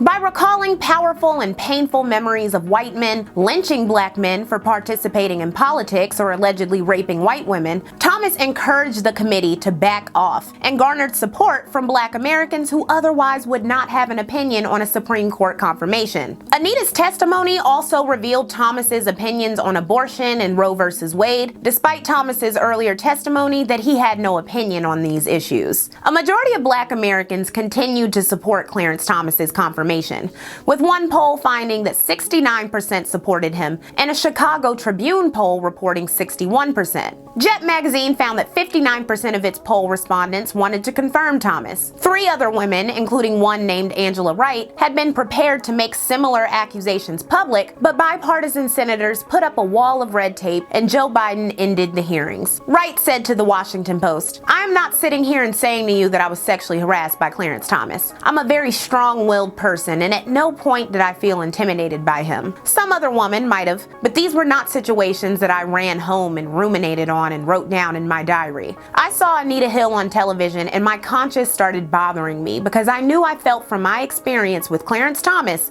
that he was quite capable of doing just what she said." Without Angela Wright's testimony, in October 1991, the Senate confirmed Thomas 52-48 in the closest Supreme Court confirmation in over a century, with Joe Biden voting against Thomas. While we will talk about the impact of this on women in politics in episode 5, it's important to highlight how a black conservative was able to exploit the issue of racism while he was a committed foot soldier for white supremacy, trumping gender with race. Many people supported him because they saw Anita Hill as a bitter and angry black woman who wanted to erode a black man's power. Said a black newspaper publisher, "No one wants to see a black man taken down by scurrilous accusations that cannot be proved," explained a black woman at Time. "If she was gonna speak up, she should have spoke up 10 years ago. I think she's mad because he married that white woman." Said another woman to the New York Times, "I've got a husband and 2 sons. As a woman, I can relate to Anita Hill. God knows we've all been subjected to some form of sexual harassment in our lives. But as a mother and wife, I know the society has a history of mistreatment and abuse towards black men. You have to wonder, what if my son is accused of this? Is he gonna get a fair shake?" In a 1992 paper that analyzed polls and newspaper coverage of the Thomas Hill debacle, the writers found these opinions were most spouted by poor and working class women. Most politically active professional black women seem to have supported Anita Hill strongly, along with the most politically active professional white women. People are talking about the problem as a real issue, and that's important if we're going to move to some kind of solution to it. Women are also talking about the experiences. women who have hidden these experiences from even their husband for years are able to talk about them. And that's important emotionally and psychologically. To further hammer home the educational and class divide, 1,600 black women, mainly professionals, took out a full-page ad supporting Anita Hill, and she was honored by the middle and upper-class National Coalition of 100 Black Women. In the years to follow, she would become a published author and invited to numerous forums and panels to speak on race and gender. Immediately after rising to the Supreme Court, Thomas quickly aligned with the deeply conservative wing. His earliest judicial opinions would impact the black community. In a voting rights case from Alabama, he said that reallocating government authority from positions won by black officials didn't violate the 1965 Civil Rights Act. In Hudson versus McMillan, Thomas dissented from the majority, saying the Eighth Amendment's prohibition against cruel and unusual punishment didn't include the right of a handcuffed and shackled prisoner not to be beaten by a prison guard. While during his confirmation hearings he claimed that the court was bound to previous decisions, when on the bench, he joined in overruling previous presidents more than any other justice. In 1995, Ebony would marvel over the fact that unlike the racist all-white Supreme Court of the 1890s that unraveled the gains of Reconstruction, the conservative Supreme Court of the 1990s was being unraveled by Thomas, a black man. The next year, Ebony called Thomas one of the 100 most influential black Americans, prompting an angry reader to write in, "He has done everything possible to take black people back to the slave days." Clearly, his magical race card was no longer in play. The differences and priorities of black women and men would become more prominent as the decade wore on, sparking waves of discourse and analysis about the new black sexual politics. As arguments about the treatment of women in hip-hop raged on, several incidents showed an intriguing pattern. Benjamin Chavis, the activist who coined the term environmental racism, was appointed the 17th head of the NAACP in 1992, and the organization began losing money. Chavis was removed from his NAACP post when it was revealed he used the organization's accounts to settle a harassment allegation by a former employee, whom he had promised up to $332,000. Board members of the NAACP, which is middle class and moderate, were also dismayed that Chavis had held a meeting with black nationalists without informing them, and that he supported the North American Free Trade Agreement. To make matters worse, Chavis had lied about membership enrollment. But this didn't stop his overall opportunities or legacy, and he continued to be a prominent leader in the 1990s, eventually becoming a national director of the Million Man March, a member of the Nation of Islam, and even an actor in 1998's Belly. In July 1991, Mike Tyson was arrested for the rape of 18-year-old Desiree Washington, a Miss Black America contestant in Indianapolis, Indiana. Typical of 1990s rape culture was the victim blaming, but this high-profile event had the added layer of a desire to protect prominent black figures. Kevin D. Brown cataloged the ways in which men in his Indiana circle, from barbershop goers to friends, viewed Tyson as a victim of a hostile media and vengeful young black woman. Washington didn't get the same community support as Tawana Brawley, who still had defenders even after it was proven that she had not been raped by white police in New York in 1989. Here's Al Sharpton backing up Tawana, but then linking with Tyson 6 months after the rape allegations came to light. Desiree was seen as trying to topple a powerful black man, even when Tyson made statements that alluded to guilt. If your so-called friends weren't big enough to tell you, at least I was. You hurt me, and I was big enough to stand up to you and tell you need help. You hurt me, and I'm trying to help you. I was young, you know what I mean? I wanted to have fun, I enjoyed having fun, and maybe I took it further, whatever. 2 years earlier, his ex-wife Robin Givens was assailed as a gold digger and vengeful whore because she admitted he beat her. Tyson himself had even admitted he beat her, writing in his 1989 autobiography that one punch had been the best punch I've ever thrown in my entire life. Also that year, Bill Cosby's daughter Erin accused Mike Tyson of sexual assault, which Cosby, of all people, handled quietly by insisting Tyson get counseling. This wasn't revealed until 1992. Still, the Black National Baptist Convention USA sent a letter begging for leniency when Tyson was convicted of rape, writing, "Mr. Tyson is one of a very few in number of modern-day African-American heroes." Support of Tyson only intensified when he was convicted and sentenced to 6 years in prison and a $30,000 fine. According to an Indianapolis poll, 67% of the black respondents respondents viewed the conviction as unfair, and only 7% said he got what he deserved. Around the same time, Senator Ted Kennedy's nephew, William Kennedy Smith, had been acquitted of a substantiated rape, thanks to his privilege as a white male member of the powerful Kennedy political dynasty. This is no reason to excuse rape by a black person, but it explains the general disgust with the justice system's blatant racism. But the star power and money of Tyson granted him privilege, shown by his light prison sentence and the fact that he was released within 3 years and launched immediately back into the boxing and Hollywood circuit. As we all know, he'd go on to bite off Evander Holyfield's ear in 1997. Meanwhile, Desiree, who was called a gold digger and opportunist, disappeared from the public eye. The world's biggest musician and the black community's most prized celebrity, Michael Jackson, entered the headlines for the wrong reasons in 1993 when he was accused of molesting the child of a family friend. He was dropped by Pepsi, covered relentlessly in the media,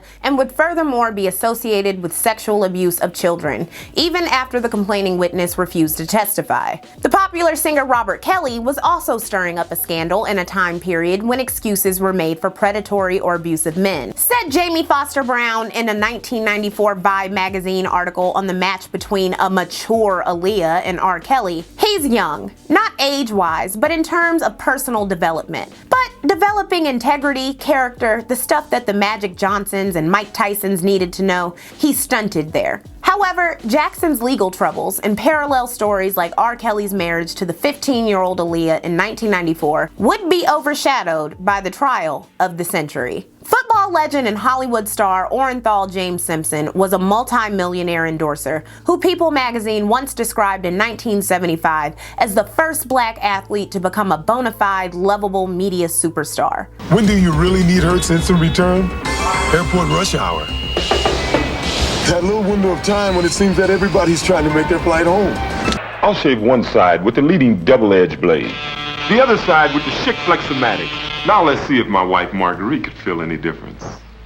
I can't tell. Both sides feel the same. That's why I switched to the Chic Flexomatic some time ago. There she is, my woman.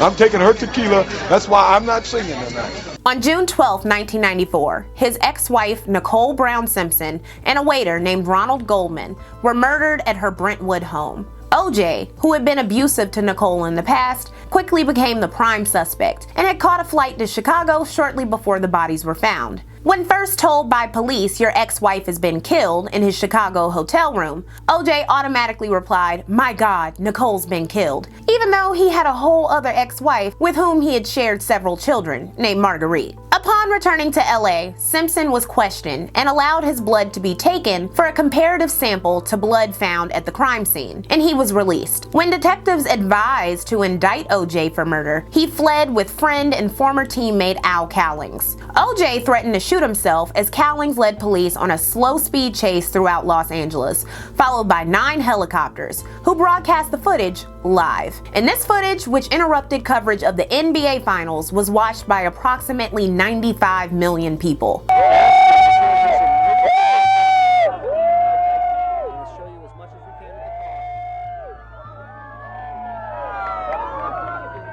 Perhaps one of the reasons that they are not taking any more aggressive action and moving in on that car, we are told right now that OJ's sitting there in the passenger seat with a gun pointed at his own head.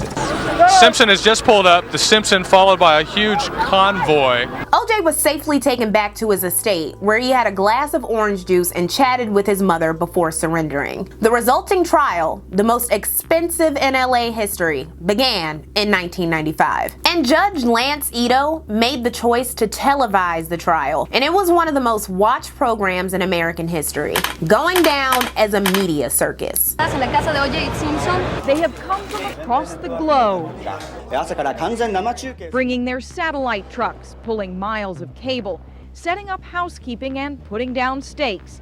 You might not believe it, but they're here to stay a while. I found 49 cameramen, 25 anchors, 20 producers I could see, but a lot of them were inside a truck. With them come the t-shirt hawkers, OJ today, OJ. the attention seekers, the curious. Please don't forget the victims. I think there is an amazing, ravenous appetite for information about OJ Simpson. A few of the board take time for a nap, while the chorus line of reporters outside the criminal courts building give live analysis. Simpson sits at the defense table wearing a dark suit and tie and a grim expression. The trial itself generated tremendous interest in DNA evidence and settled disputes about their value in criminal cases, but also distorted the realities of murder trials. Not all Americans had dream team lawyers who could effectively challenge a high-powered prosecution team with abundant resources. The dream team, made up of Johnnie Cochran, Robert Shapiro, and Robert Kardashian, made the case about police misconduct, racism, and brutality, key features of Black life and experiences with police. But OJ, a multi-millionaire who many associates recalled saying, "I'm not Black, I'm OJ," became a symbol of the downtrodden Black male. To help make this image real, mastermind Johnnie Cochran laid out a stellar defensive program. One of his best moves was redecorating OJ's home for a jury visit. He replaced OJ's art and photos, many featuring white people, with Black people and art. This trial was happening in the shadow of Rodney King and the LA riots after all. To be clear, cops had entered Simpson's compound without a warrant, testifying that a spot of blood found on Simpson's SUV outside made them think there were other victims. This, along with the documented racism of cop Mark Furman, who bragged about the racist behavior of police on tape, changed the nature of a typical domestic homicide case. Anything out of a nigger's mouth for the first 5 or 6 sentences is a lie. Simpson had no alibi, and his DNA was found at the crime scene. Plus, he had been convicted of spousal abuse in 1989 and had stalked, beaten, and threatened his ex-wife after their divorce in 1992. In Nicole Simpson's words to police, a quote, ranting and raving and crazy OJ Simpson broke into her home. Here's an excerpt of the dramatic 911 conversation. A warning, it's strong, it's disturbing. Listen. You think he's going to hit you? I don't know. Okay. Stay on the line. Don't hang it up, okay? Though Simpson published a book during the trial that sold over 650,000 copies, saying that he couldn't wait to clear his name, he never took the stand. But the corruption of the LAPD and the questionable circumstances of the evidence obtained without a warrant was all his defense team needed. Maybe I can demonstrate this graphically. I'm going to show you something. This is a knit cap. I'm going to put this knit cap on. You've been seeing me for a year. If I put this knit cap on, who am I? I'm still Johnnie Cochran with a knit cap. And if you look at OJ Simpson over there, and he has a rather large head, OJ Simpson in a knit cap from 2 blocks away is still OJ Simpson. It's no disguise. It's no disguise. It makes no sense. It doesn't fit. If it doesn't fit, you must acquit. The watching American public, who saw the trial covered from every angle in all natures of media, became the 13th juror. Most of the Black community, approximately 80%, viewed OJ as innocent. Cornel West said, "I think he's innocent. I really do," before invoking the common rumor that OJ and Nicole were swept up in some drug conspiracy gone wrong. Most of the white community, 70 to 80%, viewed him as guilty. The city and the nation braced itself for riots based on the contentious outcome. Joked Clinton before the verdict was announced, "Are we gonna have Black or white riots today?" Not everyone supported OJ or wished to demonize Nicole Brown Simpson, including Anita Hill. And Bell Hooks wrote that she was a woman that many people, white and Black, felt was a whore, precisely by being a sexually promiscuous woman, by being a woman who used drugs, by being a white woman with a Black man. She had already fallen from grace in many people's eyes. There was no way to redeem her. The support of OJ by Black women was an interesting feature of the guilty/not guilty discourse, especially when considering 8 of the 12 jury members were Black women. Consultant Donald Vinson had advised prosecutor Marcia Clark against Black female jurors, later recalling, "There were those who believed Black women might have identified with Nicole Brown Simpson being physically abused. I never thought that would play." In most reports, Black women showed support of OJ, while white women did not. We're willing to put aside his personal preferences. We have been oppressed for so long that we really do take people back. Maybe this will bring him home, said a Black woman named Denise Cade. This quote is more profound when you think about the fact that OJ Simpson's first wife, Marguerite, whom he had cheated on with 18-year-old Nicole before leaving her, attended his trial every day. In some archival footage and reporting, there were Black women who didn't support him. But for most, the call to support the race was too powerful. Continued Cade, decade, the reason a black man may beat his wife is because he's facing racism on his job and racism in America. Keep in mind she's defending multimillionaire I'm not black OJ Simpson here. What is the reason a white man beats his wife? It's certainly not because of oppression in America. We can understand what our black men feel. That's why we don't rally around those feminist people. In a 1995 essay by a teacher who utilized his sophomore's OJ Simpson fascination to teach civics, he found a disturbing trend among the Jersey City high school students. No more than 4 of my 110 students think OJ Simpson is definitely guilty, and few are willing to admit the possibility that he might be. This faith in Simpson is strongest among black girls. They enforce something resembling social control to govern opinions on the case. One girl last week suggested, hey, the case against OJ isn't that crazy. Bad move. She was viciously attacked until she admitted that yes, she was just kidding. Of course OJ is innocent. The teacher, a white man, continued. While no non-white student believes OJ did it, few are upset about the crime itself. Simply, they do not like Nicole. Again, this sentiment runs especially strong among black girls. One said if Nicole were a black woman, she would have fought back. No black woman would take that. And another, she got what she deserved as a result of messing with a black man. This blind racial support, even among teens, was not only part of an ongoing pattern, but a reinvigoration of the black nationalist mindset gaining greater prominence in the 90s. In addition to the racial atrocities of the decade, feminism, alternative lifestyles, and popular culture diversified and reached more black people.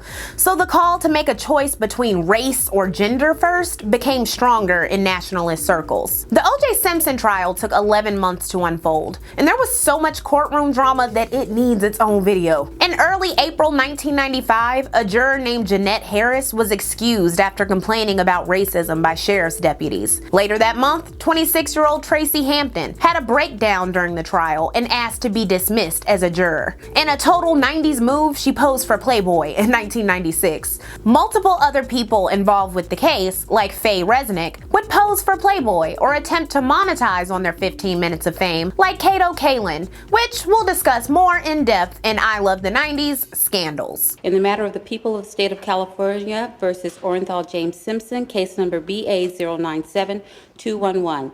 We, the jury, in the above entitled action, find the defendant Orenthal James Simpson not guilty of the crime of murder in violation of Penal Code Section 187A, a felony upon Nicole Brown Simpson, a human being, as charged in count 1 of the information.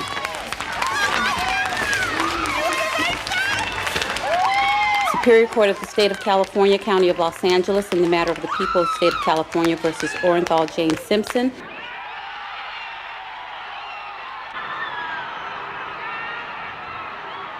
I think it's great. He deserves to go free. They had no evidence on him. So much evidence to deliberate for as short as they did and come back with a not guilty verdict. I think it shows the jury was pretty irresponsible, and money can buy you justice, exactly. Our audience has been here most of the morning waiting to see the verdict, and lots of people, as you saw, had some pretty strong reactions. Obviously, you're very happy. I'm very happy for his family, for his children. I'm very happy. I'm also very happy. I think justice was served. There were those who knew OJ was guilty, but celebrated the verdict as a victory for past transgressions by the justice system. And this is how I always grew up hearing about the OJ Simpson trial. People would be like, they knew he did it, but they accepted that he did it and they were glad he got away with it. Said Spike Lee, a lot of black folks said, man, OJ is bad, you know. This is the first brother in the history of the world who got away with the murder of white folks, and a blonde, blue-eyed woman at that. Word of the verdict quickly reached into the streets and neighborhoods of Los Angeles. Orenthal James Simpson not guilty of Residents in South Central Los Angeles flocked to their neighborhood clinic and community center run by Dr. James Mays. An innocent man walked because the people spoke, and we have to accept the word of the people. It's a good feeling. I bleed in my heart he didn't do it. I know he didn't commit the crime. I know it was somebody else probably had did it. As the jury left the courtroom, a black male juror, a former Black Panther named Lionel Cryer, gave Simpson a black power fist. Afrocentricity, black nationalism, and especially black male solidarity were going through interesting changes in the 90s. Said Salim Muakil in 1993, historically, black people have always turned to black nationalism during hostile racial times. The Nation of Islam grew its membership in the late 80s and early 90s, but it's key to note that Afrocentricity, or viewing the world and academic study from a black point of view and putting blackness first, was rising in Christian and non-religious black circles too. There was interest in dreadlocks, kente cloth, dashikis, Kwanzaa, and new ideas, especially because black historical study had benefited from 30 years of institutional funding and research by a new crop of scholars. Afrocentrism caused major debate among black academics, because at its best, it was good history that white historians never covered, and at its worst, it was conspiracy theories that deified black people and ignored reality to make up for an inferiority complex bred by white supremacy. Said Gerald Early, "When you start to make historical claims because it's good psychologically for black people, then it's a problem. Then you're just doing it as therapy." Some, for instance, promoted the melanin theory, saying that our skin pigment gave us superior intellectual or mystical qualities, or that Jews were the sole financiers of the slave trade, which Gates and other scholars would refer to as the excesses of Afrocentrism. Conspiracy theories in general were flying fast in the 90s, as we'll get into later in the series, but for now, mocked Henry Louis Gates Jr. Perhaps you didn't know that Liz Claiborne appeared on Oprah not long ago and said that she didn't design her clothes for black women, that their hips were too wide. Perhaps you didn't know that the soft drink Tropical Fantasy is manufactured by the Ku Klux Klan and contains a special ingredient designed to sterilize black men. Perhaps you didn't know that the Ku Klux Klan has a similar arrangement with Church's Fried Chicken. Or is it Popeyes? Alongside the rise of conspiracies, there was a rise in black Christian and nationalist schools, with a total of at least 130 by 1993, and they were predicted to be one of the fastest growing sectors of private schooling. Most used racist curriculum from white Christian schools, prompting educators to mix in Afrocentric instruction. Said one Bible school founder in Washington, D.C., "If I had the choice between a black curriculum without a church emphasis and a white curriculum with a church emphasis where I could supplement with Afrocentric materials, I would choose the white curriculum," which is what I've done. A smaller number of schools would create their own black-focused curriculum. Meanwhile, more public schools than ever before were celebrating Black History Month, incorporating Kwanzaa, and otherwise trying to appear diverse. Also, by the end of the 90s, calls for reparations were at their strongest in decades. In fact, Louis Farrakhan opened the 90s by telling America to add it up. The pro-reparations movement was emboldened by the $1.6 billion dispersed to approximately 82,000 Japanese Americans by 1992, who had been interred during World War II. Plus, there was the story of the Rosewood victims. The 1923 Rosewood Massacre destroyed an entirely self-sufficient black town and generations of families, and it became of renewed interest in the early 90s. The survivors had lived in fear and secrecy since being driven from their Florida homes, but fresh press led to 9 survivors being paid $150,000 each in 1995. A movie, directed by John Singleton, followed in 1997. Still, there were lots of black Americans who didn't believe in reparations. One 1992 poll reported that 1/3 of black people were conservative. While some of these conservatives were academics and economists like Sol, Thomas, Lowry, and others mentioned earlier, there was a growing segment of conservatives who splintered into Afrocentric nationalism. The core basis for black nationalist ideas in the 90s was uplifting black men and women into familiar binary gender roles and protecting the heteronormative black family from real and perceived threats. It was highly conservative, meaning anti-abortion, pro-marriage, homophobic, and being pro-business, but differed from typical black conservatives like Republicans by not being explicitly partisan and by being race-focused. Still, gender could be a problem. Black women were outpacing black men in college enrollment in some professional roles, and the gains of black women were seen as being at the cost of black men, which we dive into deeper in episode 5. When Louis Farrakhan hosted the Million Man March in 1995, just 2 weeks after the OJ Simpson verdict, he was rising in influence because of his pro-family ideas that sought to restore pride and responsibility in black men. The event was predictably controversial, with some pissed off that women weren't the focus, and others, like Glenn Lowry, saying, "If I could get 1 million black men together, I wouldn't march them to Washington, I'd march them into the ghettos. Skeptics claim there would be violence, but between 400,000 to 837,000 black men peacefully converged on the National Mall on October 16, 1995, shattering racist expectations that the event would become violent or unruly. African Americans are sick and tired of being considered as the dregs of society, the buffoons, the shiftless, the lazy. Dear Lord, let the world know that all of our men are not incarcerated. Let the world know that all of our men are not wife beaters. And we followed their journey to the nation's capital. I'm in awe of all the black men here, and it's true. Not all black men are in prison. Not all black men are selling dope. Not all black men are abandoning their children. The day was filled with speeches from prominent bipartisan leaders based on the themes of atonement, reconciliation, and responsibility to initiate spiritual healing and action. We want to let them know that the black contingent of men, women, and children have a significant vote in this country. This isn't about Farrakhan. This is about respect, unity, and love for the brothers. And we're trying to get something out of this, out of life. We're tired of being behind everything. We want to be in charge sometime. We want to unify, and that's what this is about, unity. Look at all these brothers around here.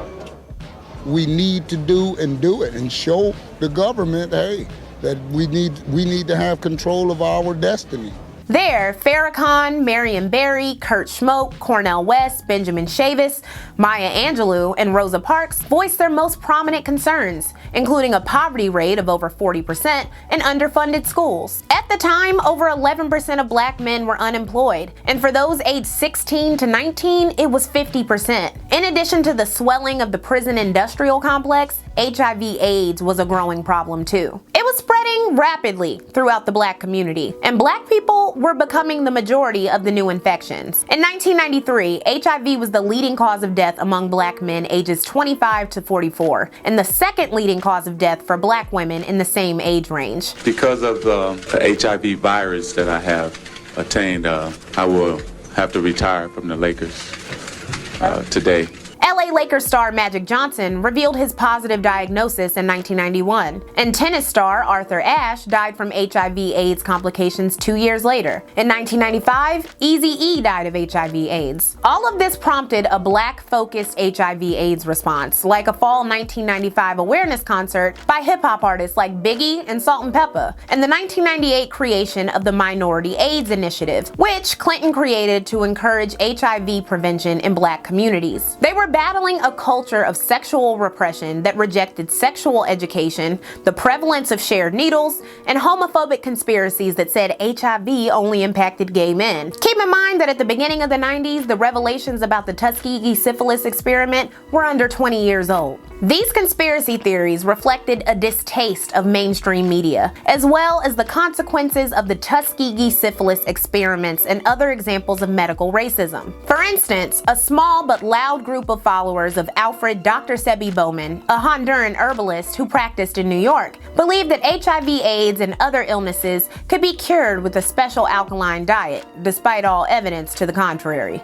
Louis Farrakhan and other conservative black people tackled HIV by emphasizing the importance of black men practicing self-control and taking marriage seriously, while slipping in homophobic rhetoric as well. They also called for an end to violence and vulgarity. Everybody, not just gay people and women, were targets of criticism. Said Farrakhan at the Million Man March, "Every time we drive-by shoot, every time we carjack, every time we use foul, filthy language, every time we produce culturally degenerate films and tapes, putting a string in our women's backside and parading them before the world, every time we do things like this, we are feeding the degenerate mind of white supremacy." Clearly, the black nationalism that Farrakhan, a Muslim man, promoted overlapped with the respectability politics of all black groups, regardless of political affiliation or religion. It affirmed white stereotypes of black people while simultaneously rejecting the proliferation of them, and appealed to black Americans of all kinds who were tired of gang violence, men abandoning their children, and crime. Most importantly, Farrakhan's brand of black nationalism, though anti-Semitic and often misogynistic, also also laid blame for black issues at the feet of black men. He said during a 1994 tour, "You're now doing the job for them,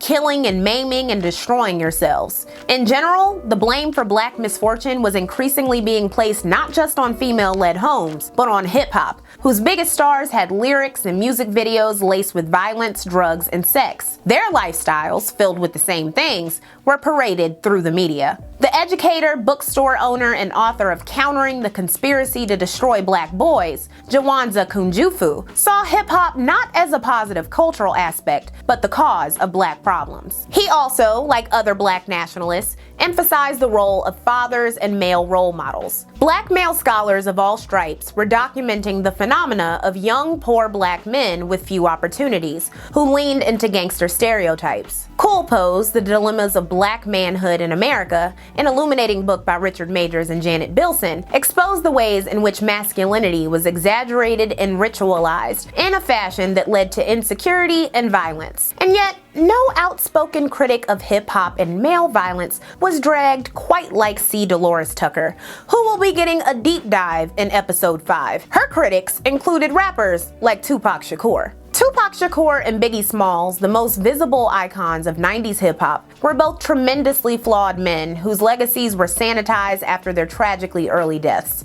In addition to abusing Lil' Kim, Biggie's lyrics include mentions of child rape. Tupac was found guilty of fondling a woman who was gang raped by his associates, albeit nefarious ones who may have been setting him up shortly after. Accusations and acts of violence followed both throughout their short careers, and their lives and deaths were made the centerpieces of the ongoing discussions about violence in hip-hop. The black community was united in the census, but divisions in our community glared through lightning rod cultural moments that doubled as pop culture fodder. While hindsight would be 20/20 in some cases, like OJ and Clarence Thomas, the violence or dangerous behavior of powerful celebrities like Mike Tyson, R. Kelly, and others would be called out by the few and ignored or celebrated by the many, reflecting a culture that, while patriarchal and at times cold, was not out of line with a wider American culture that excused bad behavior from the rich and famous. As discussed in the last episode, being locked into celebrity culture was becoming central to the American experience for all races. But the excuses made for black celebrities was rooted in real problems that had plagued black Americans for years. While the murders of Tupac and Biggie briefly caused a greater introspection in the black community on violence in hip-hop, namely gangster rap, the divisive core problems that both attracted over 500,000 black men to DC and attracted them to hip-hop, poverty, racism, violence, would continue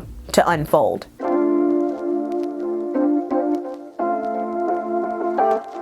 The three key things impacting black quality of life nationally was housing, employment, and education, because all three were exacerbating the crime rate, which was then used to criticize funding for housing, employment, and education in a vicious cycle. Anti-black bias raged in the form of the best-selling book, The Bell Curve, published by Charles Murray in 1994. The book argued that IQ was largely inherited and unchangeable, and used as an excuse to justify not wasting money on social programs. The justification was that a low IQ, which Murray attached to black Americans, correlated with poverty, crime, and out-of-wedlock children. It called for an elimination of aid for poor mothers, an end to affirmative action because it put low IQ people of color into situations above their ability levels, and a shift from family-based immigration to merit-based immigration. Critics pointed out the book's many flaws. Declared Nicholas Lehman for Slate in 1997, The Bell Curve, it turns out, is full of mistakes, ranging from sloppy reasoning to miscitations of sources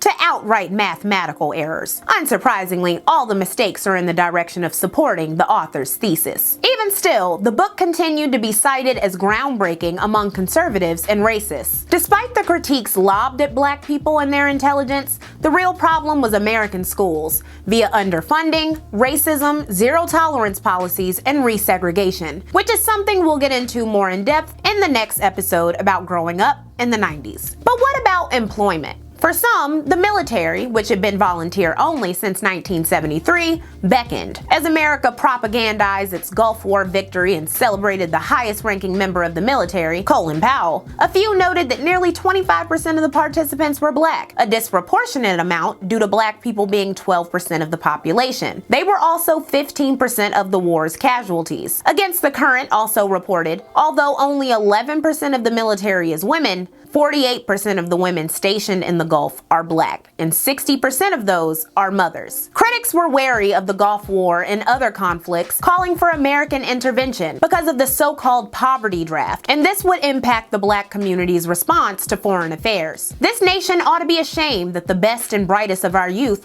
don't volunteer because they love it so well, but because this nation can't provide them jobs, said Dr. Benjamin L. Hooks. Black Americans would go on to be 12% of the armed forces, providing them and their families with benefits that made their perspective on foreign policy much different than others. To put it simply, the military was a way to grind to the middle class, as scores of black and Latino teens would learn via frequent visits from lunchroom recruiters. As we explored in the last episode, the job market wasn't too hot, and it could be extra challenging when black. A September 1991 Diane Sawyer Primetime Live episode showed the stark differences in treatment between a black man and a white man's experiences in St. Louis. From being ignored by salesmen, to being followed, to being harassed, to being overcharged for cars, to housing discrimination, to job discrimination, the expose put it all on the table. Salesman who followed Glenn around in that store.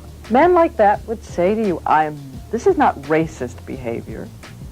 Black people commit more crime as a percentage of population. That's why I followed him. If I could get you in the car for, say, 95 even, think you'd be interested?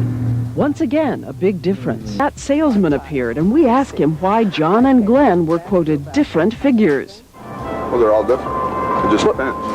Two guys come in looking at the same car. What's the difference? For him, the banks will do 10 to 20. For him, 20, 25? What's the difference? Depends on the vehicle, ma'am. They were looking at the same vehicle. Oh, okay. What's the difference?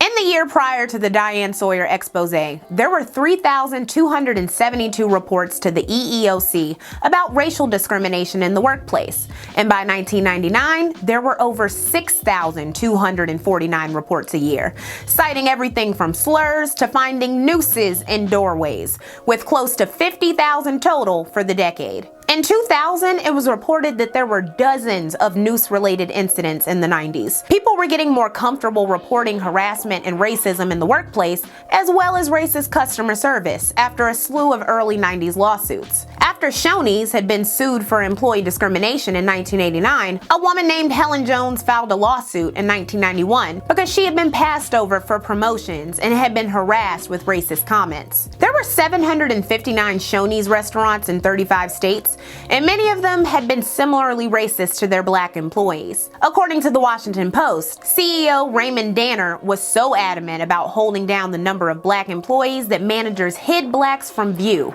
including an instance where a black employee was told to hide in a restroom when Danner paid them visits. Employment applications were color-coded to separate blacks from whites, and blacks, if hired, were tracked into kitchen jobs so they would not be seen in the dining areas. Shoney's was ordered to pay $105 million to 40,000 current and former workers, as well as some job applicants. Shoney's was also ordered to be monitored for further discrimination for the next 10 years. The same year of the Jones lawsuit, 6 black college students sued IHOP in Milwaukee, Wisconsin, because employees refused to seat them and locked them out of the building, highlighting an ongoing issue of unequal treatment in businesses. The suit would be settled in 1992 for $185,000. Denny's had 1,400 chains in the 1990s and profits of $1.53 billion per year when it was accused of making black customers prepay. In court, it was revealed that one former manager instructed employees to close the location when too many black customers approached. A 15-year-old black girl named Rachel Thompson of Vallejo, California,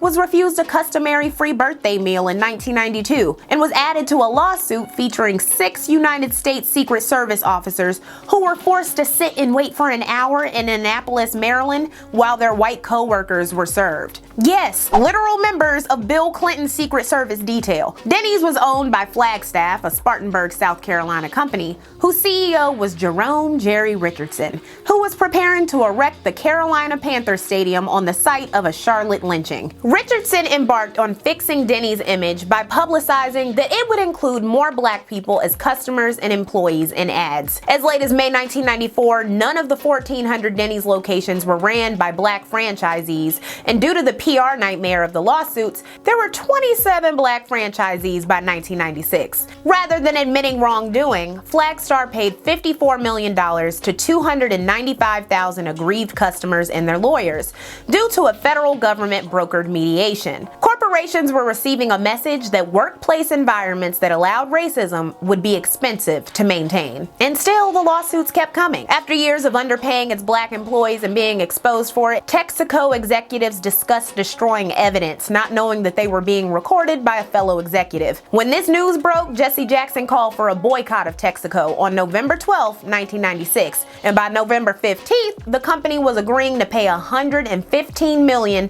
to $176 million in damages, plus giving pay raises of at least 10% to approximately 1,400 employees. The strength of the black community and its allies was shown to be truly formidable. After the boycott was announced, Texaco shares had dropped by over $5 apiece, and the company lost $1 billion in market value. As for Coca-Cola, the company was sued in 1999 because black employees earned an average of $26,000 less than whites. And if these workers begin to give their testimony in court, they're going to win in the court of law and the court of public opinion. That's for Coke would do well and be wise to move quickly. Coke settled for $192.5 million the next year and donated money to local Atlanta area programs to benefit the black community while it continued to pump dangerous levels of sugar into the population. And then there was the Cracker Barrel, who after various complaints by former employees, the NAACP finally agreed to sue in 1999. A lawsuit by customers would follow up in 2001, and by 2004, the U.S. Justice Department affirmed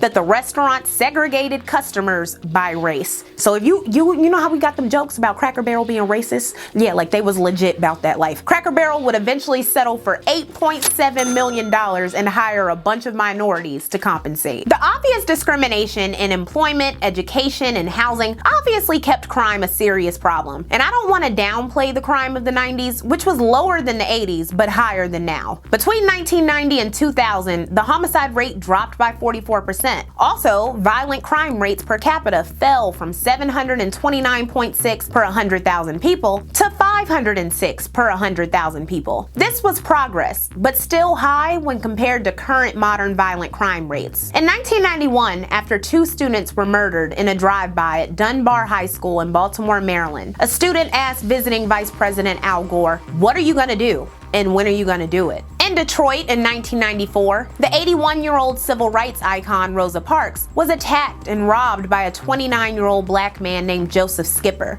who had robbed other elderly black women. To make matters worse, police took between 40 to 50 minutes to reach her home after a neighbor called the police. Skipper was eventually hunted down and beaten before being shipped off to prison, prompting Parks to remark, "Many gains have been made, but as you can see, at this time, we still have a long way to go, and so many of our children are going astray." The owner of Little Caesars Pizza, Mike Ilitch, quietly paid to move her to a safer part of Detroit. If senseless violence could touch a black civil rights icon, it could touch anybody. You gave me this job, and we're making progress on the things you hired me to do. But unless we deal with the ravages of crime and drug and violence, and unless we recognize that it's due to the breakdown of the family, the community, and the disappearance of jobs, and unless we say some of this cannot be done by government because we have to reach deep inside to the values, the spirit, the soul, and the truth of human nature, none of the other things we seek to do will ever take us where we need to go.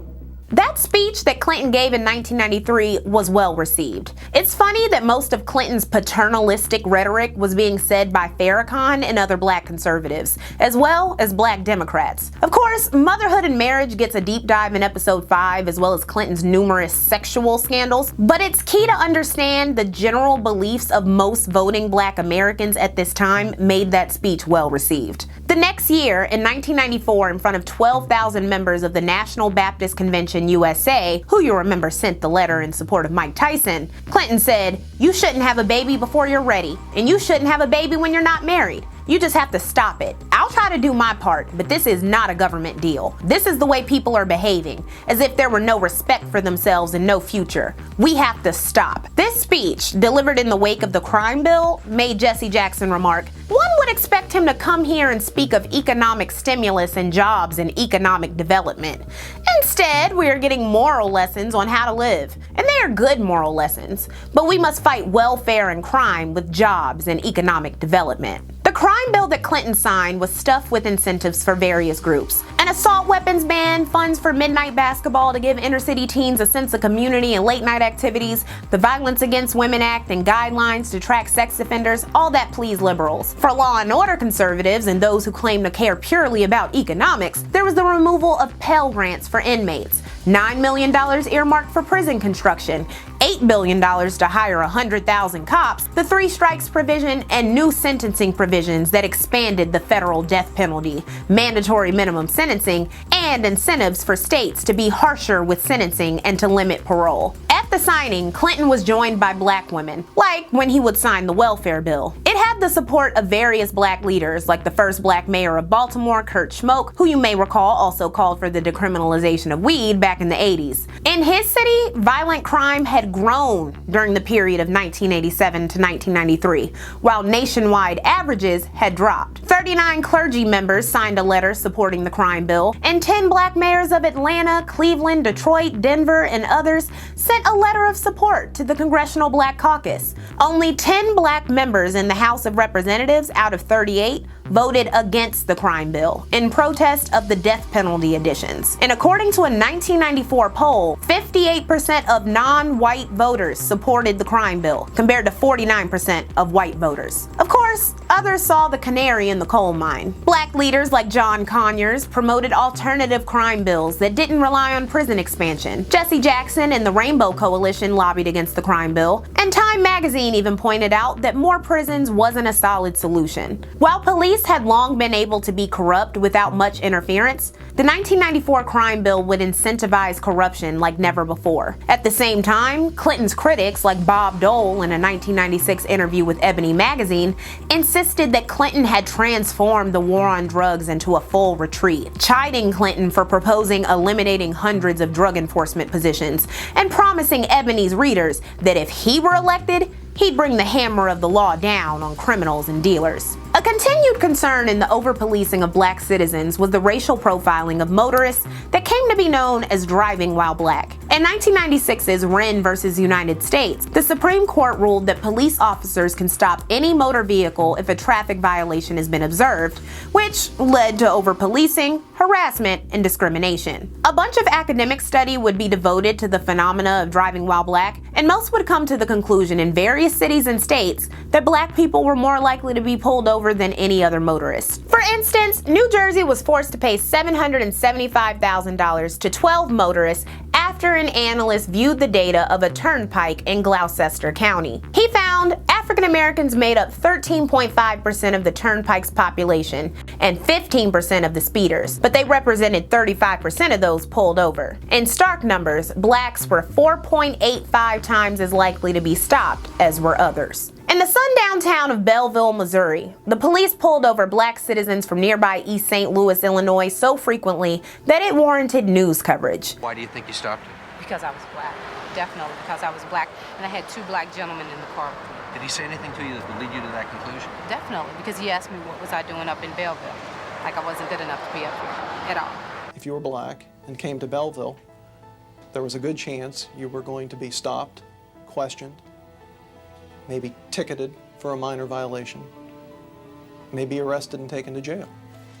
After a 4-month investigation that involved dozens of interviews with anonymous police sources and motorists, and after going through more than 175,000 traffic tickets, the News Democrat was able to document that Belleville Police Chief Bob Hurst had organized a special 4-man patrol to target and harass black motorists from East St. Louis. The wealthy citizens of Belleville even funded a gate to keep out East St. Louis residents. That's right. sundown towns in the 90s. I don't want Belleville to become another East St. Louis, and neither does the Belleville residents. That fear is so widespread that a few years ago, when a crime wave swept the wealthy Signal Hill area of Belleville, residents got together and spent their own money to build a wrought iron gate right on the edge of the city. To really hearken to the old days, there were 145 attacks on black churches from 1995 to 1996, leading to the establishment of the National Church Arson Task Force and the 1996 Church Arson Prevention Act. According to the National Church Arson Task Force, 33% of all arsons and bombing attacks at houses of worship from January 1995 to August 2000 were at black churches. In January 1996, 18 Molotov cocktails were thrown at Inner City Baptist Church in Knoxville, Tennessee. Someone painted "Die Nigger Die" and "White is Right" on the church's back door. The church was the home of Green Bay Packers player Reggie White, which brought national attention to the recurring fire attacks. Bill Clinton, who was up for re-election, showed up for the church reopening. Said Reggie White a year after the attack, "This is just what I feared would happen. In an election year, the awareness was heightened, but now it's gone. You're not hearing about it anymore." And the arsonists were never found, despite massive evidence and years of investigations. 3 days after the Knoxville attack, 2 black churches in rural Alabama were burned to the ground on the same night. The next month, 3 churches within a 6-mile radius of Louisiana were set on fire, coinciding with the anniversary of the Greensboro, North Carolina Woolworth sit-in. 4 months later, a church was set on fire in Charlotte, North Carolina. The next year, when 2 men burned down Macedonia Baptist Church in Ferris, Texas, they tell prosecutors that it was because it was a nigger church. While some believed the attacks to be a coordinated conspiracy, reported the Washington Post later that year, the people burning down black churches in the South are generally white, male, and young, usually economically marginalized or poorly educated, frequently drunk or high on drugs, rarely affiliated with hate groups, but often deeply driven by racism. Is it just me, or are a bunch of unaffiliated racists not much better than, connected ones? These hateful fires were not aberrations, but an indictment of a right-wing system of punditry and propaganda, fusing with neoliberal negligence to strengthen the hateful bigots we discussed in Lexual Does the 80s American Psyche. On June 7th, 1998, James Byrd Jr., the 49-year-old cousin of Rodney King's first wife, accepted a ride from 3 white men in Jasper, Texas. In this modern-day lynching, Byrd was beaten, urinated and defecated on, and dragged by a truck until dead. The 3 white men, Sean Berry, Lawrence Brewer, and John King, then dropped Byrd's body off in front of a black cemetery and headed to a cookout. All 3 men, 2 of whom had white supremacist backgrounds, were charged with murder and hate crimes, and all 3 were found guilty in a trial that brought out the KKK to the courthouse. 2, Brewer and King, received the death penalty. Though Governor George Bush opposed the hate crime additions, they stuck. It was the first time in Texas history that white people were held responsible for the lynching of a black man. Basketball star Dennis Rodman paid for Byrd's funeral and gave the family $25,000, while boxing promoter Don King gave his children $100,000. This murder was one of many injustices suffered by black people in our history in this country, but its 1998 timestamp made it slightly different from past acts of lynching. On one hand, the crime caused Texas to pass a hate crime law, and the only black juror on the trial was made the foreman. On the other hand, John King, who was covered in racist tattoos that became a key piece of his trial, wrote to a friend that he had made history, signing his letter with the Sag Hell. An officer would recall that when he gave his statement, he said, "We're starting the Turner Diaries early," mentioning the white supremacist novel that, since being published in 1978, had galvanized other racists into action. King was characterized as having been obsessed with race after reading the Turner Diaries in prison and becoming a member of the Aryan Brotherhood, a prison gang that was rapidly becoming more powerful on the inside than the Italian mafia. As we'll find out in episode 6 of this series, the radical, conspiracy-loving, increasingly violent white right was feeling emboldened and creating militias and a generation of lone wolves whose economic frustrations and/or drug use and untreated mental illness were catalysts for hate, violence, and racism.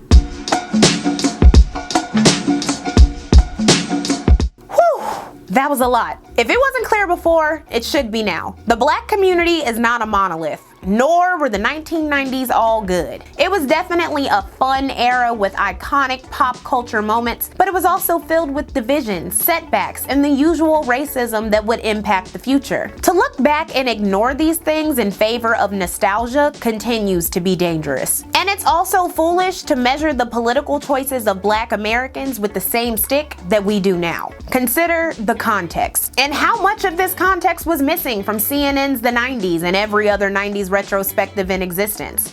And we're not done. In the next episode of Lexual Does the 90s, we'll be talking about growing up in the 90s, adding more dimensions to the geopolitical, socio-economic, and racial history of the decade. If you're enjoying this series, make sure you become a patron for early access, sources, and extra content. Check out the free companion series, I Love the 90s, featuring deep dives on 90s Christmas, food history, true crime, and more upcoming topics. For $25 and up a month, you get listed in the credits of every 90s related episode. For $10 and up a month, you get listed in the credits of I Love the 90s. And for $5 a month, you get access to the exclusive companion series, Deep Cuts, which focuses on the regional history that'll take you even further into the 90s. In the latest Deep Cut, we'll talk about California history, including Black middle class values, Black representation, the politics of Black TV shows, and the flourishing Black literature scene. And Moesha. It's gonna be juicy. And don't forget, when you sign up for $3 a month on my Patreon, you get access to the glossary for this episode and the study guide. And that thing is gonna help you go even deeper into the 90s. So make sure you check that out at the link in my bio. Thank you so much for watching this, and I hope you like and subscribe.